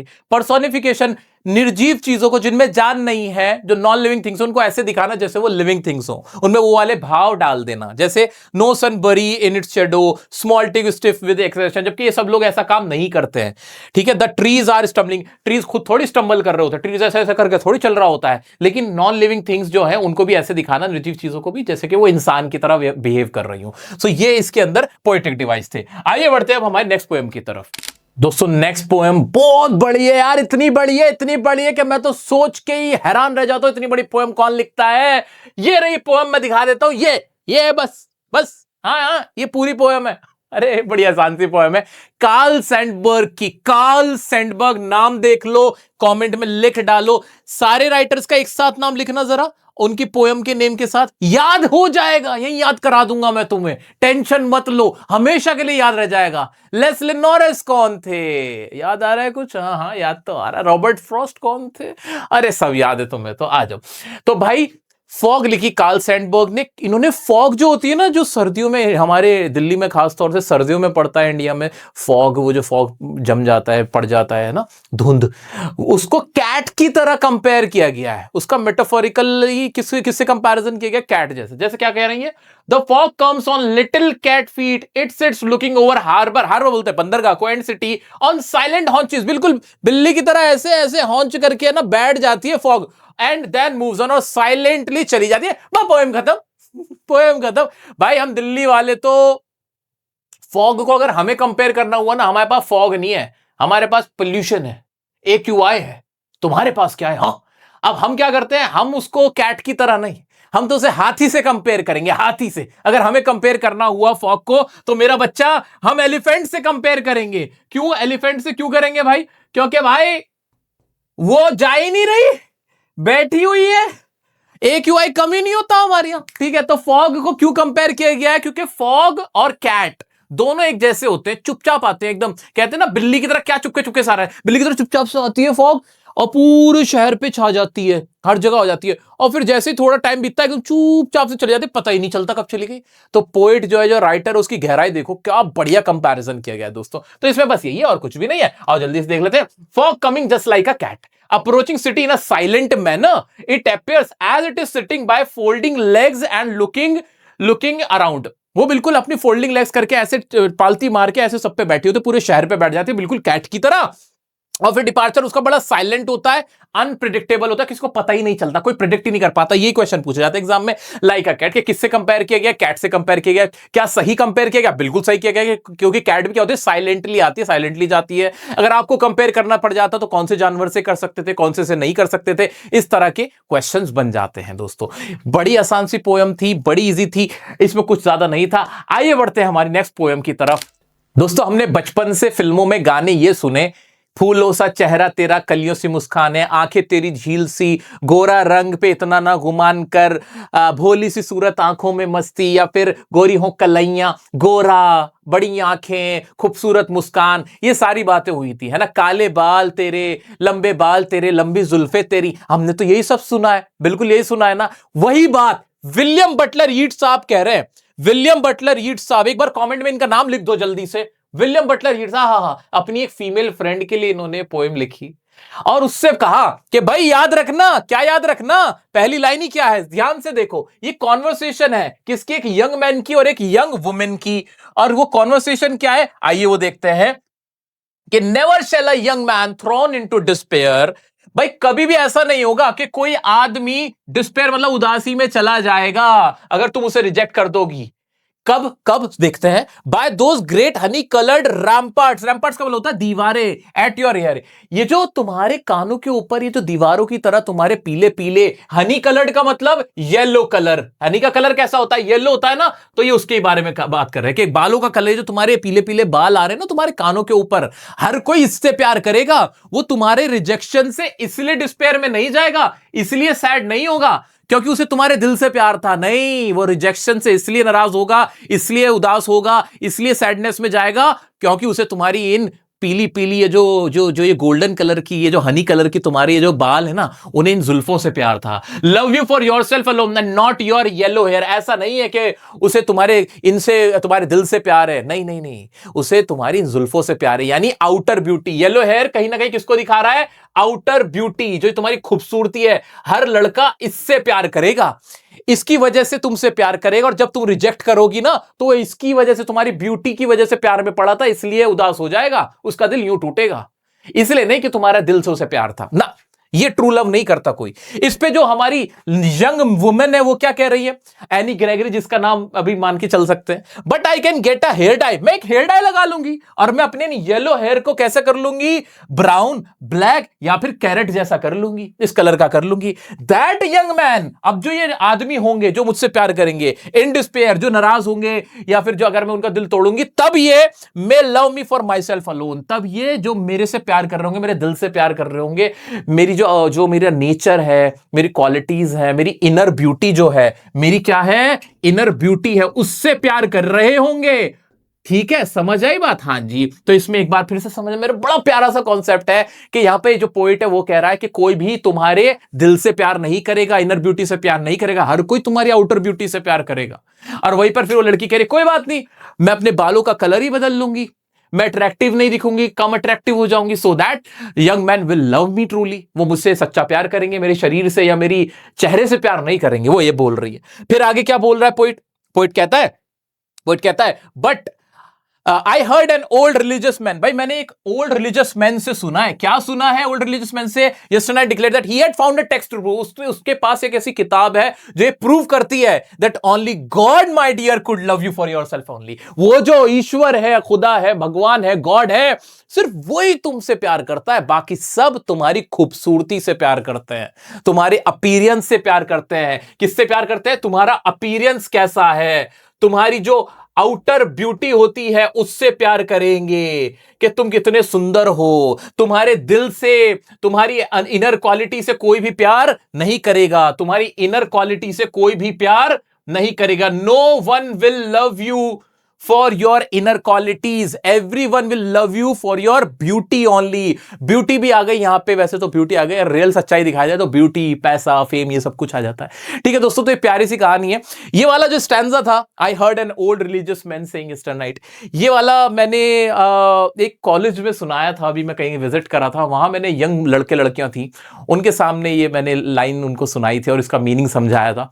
वो लोग बड़े खुश हुए थे, उन्होंने कहा था wow what a beautiful line, कि सिर्फ गॉड हमसे प्यार करता है हमारे दिल से, बाकी सब हमारी खूबसूरती से प्यार करते हैं। ठीक है, तो लड़कियों के लिए स्पेशली ये पोएम बनाई गई है। भाई लड़कियों सुन लो, उनसे दोस्ती करना है, आगे चल के भी उनको अपना दोस्त बनाना है जो तुम्हारे दिल से प्यार करे, तुम्हारी ब्यूटी से प्यार ना करे। ठीक है, आ जाओ आगे बढ़ते। बड़ी प्यारी सी ये पोएम थी, one of my favourite poems में से एक थी। और क्या है इसके अंदर, जल्दी से देख लेते हैं, आइए। So this is a conversation between a poet and a young girl। एक poet और young girl के बीच की conversation है, ये तो हमने देख लिया था। A boy gets rejection from her means he was in love with her attractive looks। अगर वो rejection होके उदास हो रहा है कोई भी लड़का, तो इसलिए हो रहा है क्योंकि उसको उसके attractive looks से प्यार था। ट्रू लवर जो होगा वो इनर क्वालिटीज से प्यार करेगा, नॉट लुक्स। ठीक है, एनी सेज क्या कहते हैं, she will change her looks, वो अपना लुक चेंज कर लेगी बाय डाइंग हेयर, अपने हेयर को डाई करके, विल बिकम लेस अट्रैक्टिव हो जाएगी, सो दैट समवन या जो अदर्स मैन है वो उससे प्यार करेंगे, किससे, उसके दिल से प्यार करेंगे, will find a true lover. और इस तरह से वो एक ट्रू लवर फाइंड कर लेगी। The poet had heard last night, फिर पोएट बताता है कि उसने लास्ट नाइट सुना था कि only God can love us truly, कि जो गॉड है वो सिर्फ ट्रूली हमसे प्यार करता है, our inner beauty not looks, हमारी इनर ब्यूटी से प्यार करता है, हमारे लुक से प्यार नहीं करता है। बहुत सिंपल सा मैसेज था, प्यारा सा मैसेज था, बहुत इजी था। आ जाते हैं इसके इसके देखते हैं हम पोएटिक डिवाइस। हाँ, love you for your self, तो या इसमें एलिटरेशन था मेरा बच्चा। मेटाफर क्या था इसके अंदर? By those great honey coloured. Honey coloured किसको दिखा रहा है? उसके येलो कलर के जो भूरे कलर के बाल हैं उनको दिखा रहा है। भूरा कहना सही नहीं होगा, गोल्डन कलर के। रैम्पार्ट्स एट, रैम्पार्ट्स बोलते हैं दीवारों को, महल के जो चारों तरफ दीवारें होती है तो कान पे वो क्या है, वो दीवारों की तरह है उसके जो बाल है। तो रैम्पार्ट्स किसको दिखा रहा है यहाँ पे? उन दीवारों को दिखा रहा है मेरा बच्चा। ये इसके पोएटिक डिवाइस से, फॉग तो हमने करा दी थी, ठीक है मेरे प्यारे बच्चों। नेक्स्ट पोयम, क्या पोयम नहीं, उसे बलाड कहते हैं, यानी ऐसी पोयम जिसे गा गा कर सुनाया जाए, इस तरह की पोयम जो कि बहुत बड़ी है। अब मैं हूं तुम्हारा बड़ा भाई, एक बड़े भाई क्या एडवाइस देगा? वो तुम्हें ऐसे ही नहीं छोड़ देगा कि तुम सोचो, नहीं, मेरा फर्ज बनता है तुम्हारे लिए क्या सही है, क्या तुम्हारा फायदा हो सकता है, वो बताता हूं। ये पोयम इतनी बड़ी है, इसके इतने स्टैंजा है कि अगर मैं कहूं कि तुम्हारी 5-7 पोयम इससे बन जाएंगी तो गलत नहीं होगा।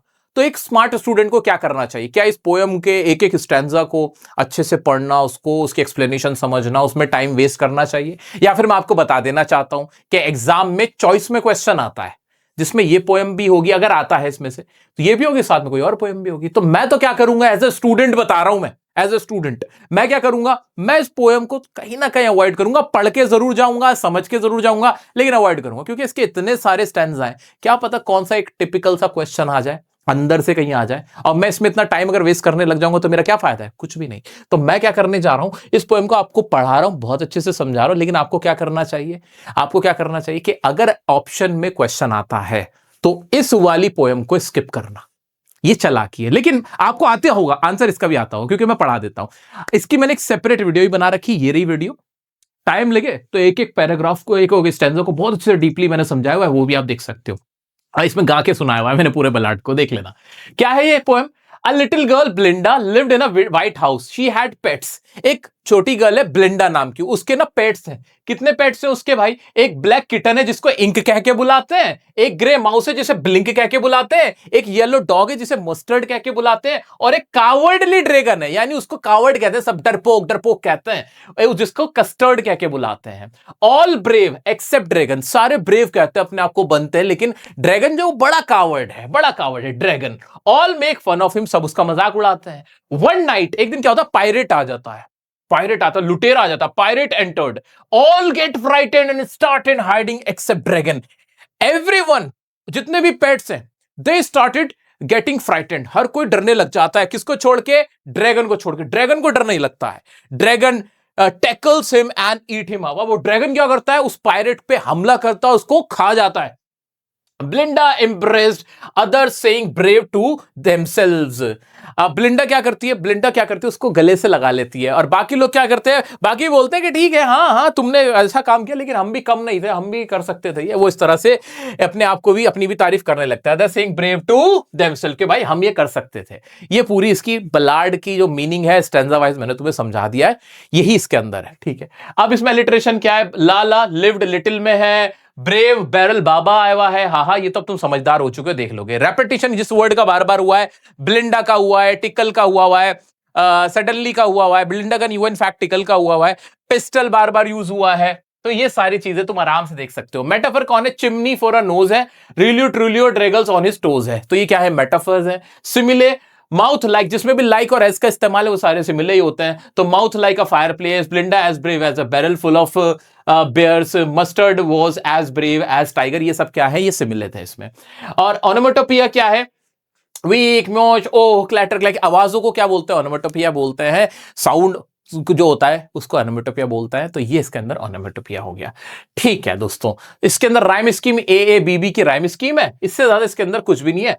मुझे लगता है कि अब ये वाली पोएम आपको बहुत ज्यादा दिक्कत नहीं देगी, और जैसा मैंने आपको एक बड़े भाई के तौर पे सजेशन दिया है, उसके अकॉर्डिंगली काम करोगे, कोई टेंशन नहीं होगी। सो दोस्तों, ये थी हमारी last poem, one shot revision. जैसा कि मैंने आपसे कहा था कि आप बस देखते जाओ, आपको पोएम से प्यार हो जाएगा। हमने एनी ग्रेगरी को पढ़ा, हमने फायर एंड आइस को पढ़ा, हमने ट्रीज को पढ़ा, क्या शानदार हमने पोएम्स पढ़ी। एमेंडा हमें हमारी याद रहेगी।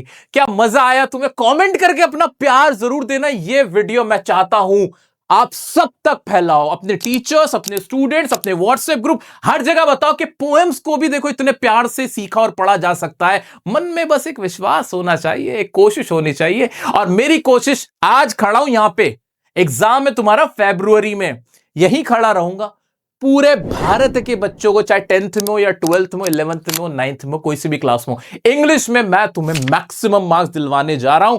बस तुम मेरा सपोर्ट करते हुए चलो, जितना कहूं उतना करते हुए चलो। अभी सिर्फ एक काम करना, एक साथ सभी पोएम्स और उनके पोएट का नाम लिख डालो, सब लोग बिल्कुल ईमानदारी से। जिसने ये काम कर लिया वो 80/80 की तरफ बढ़ चुका है दोस्तों।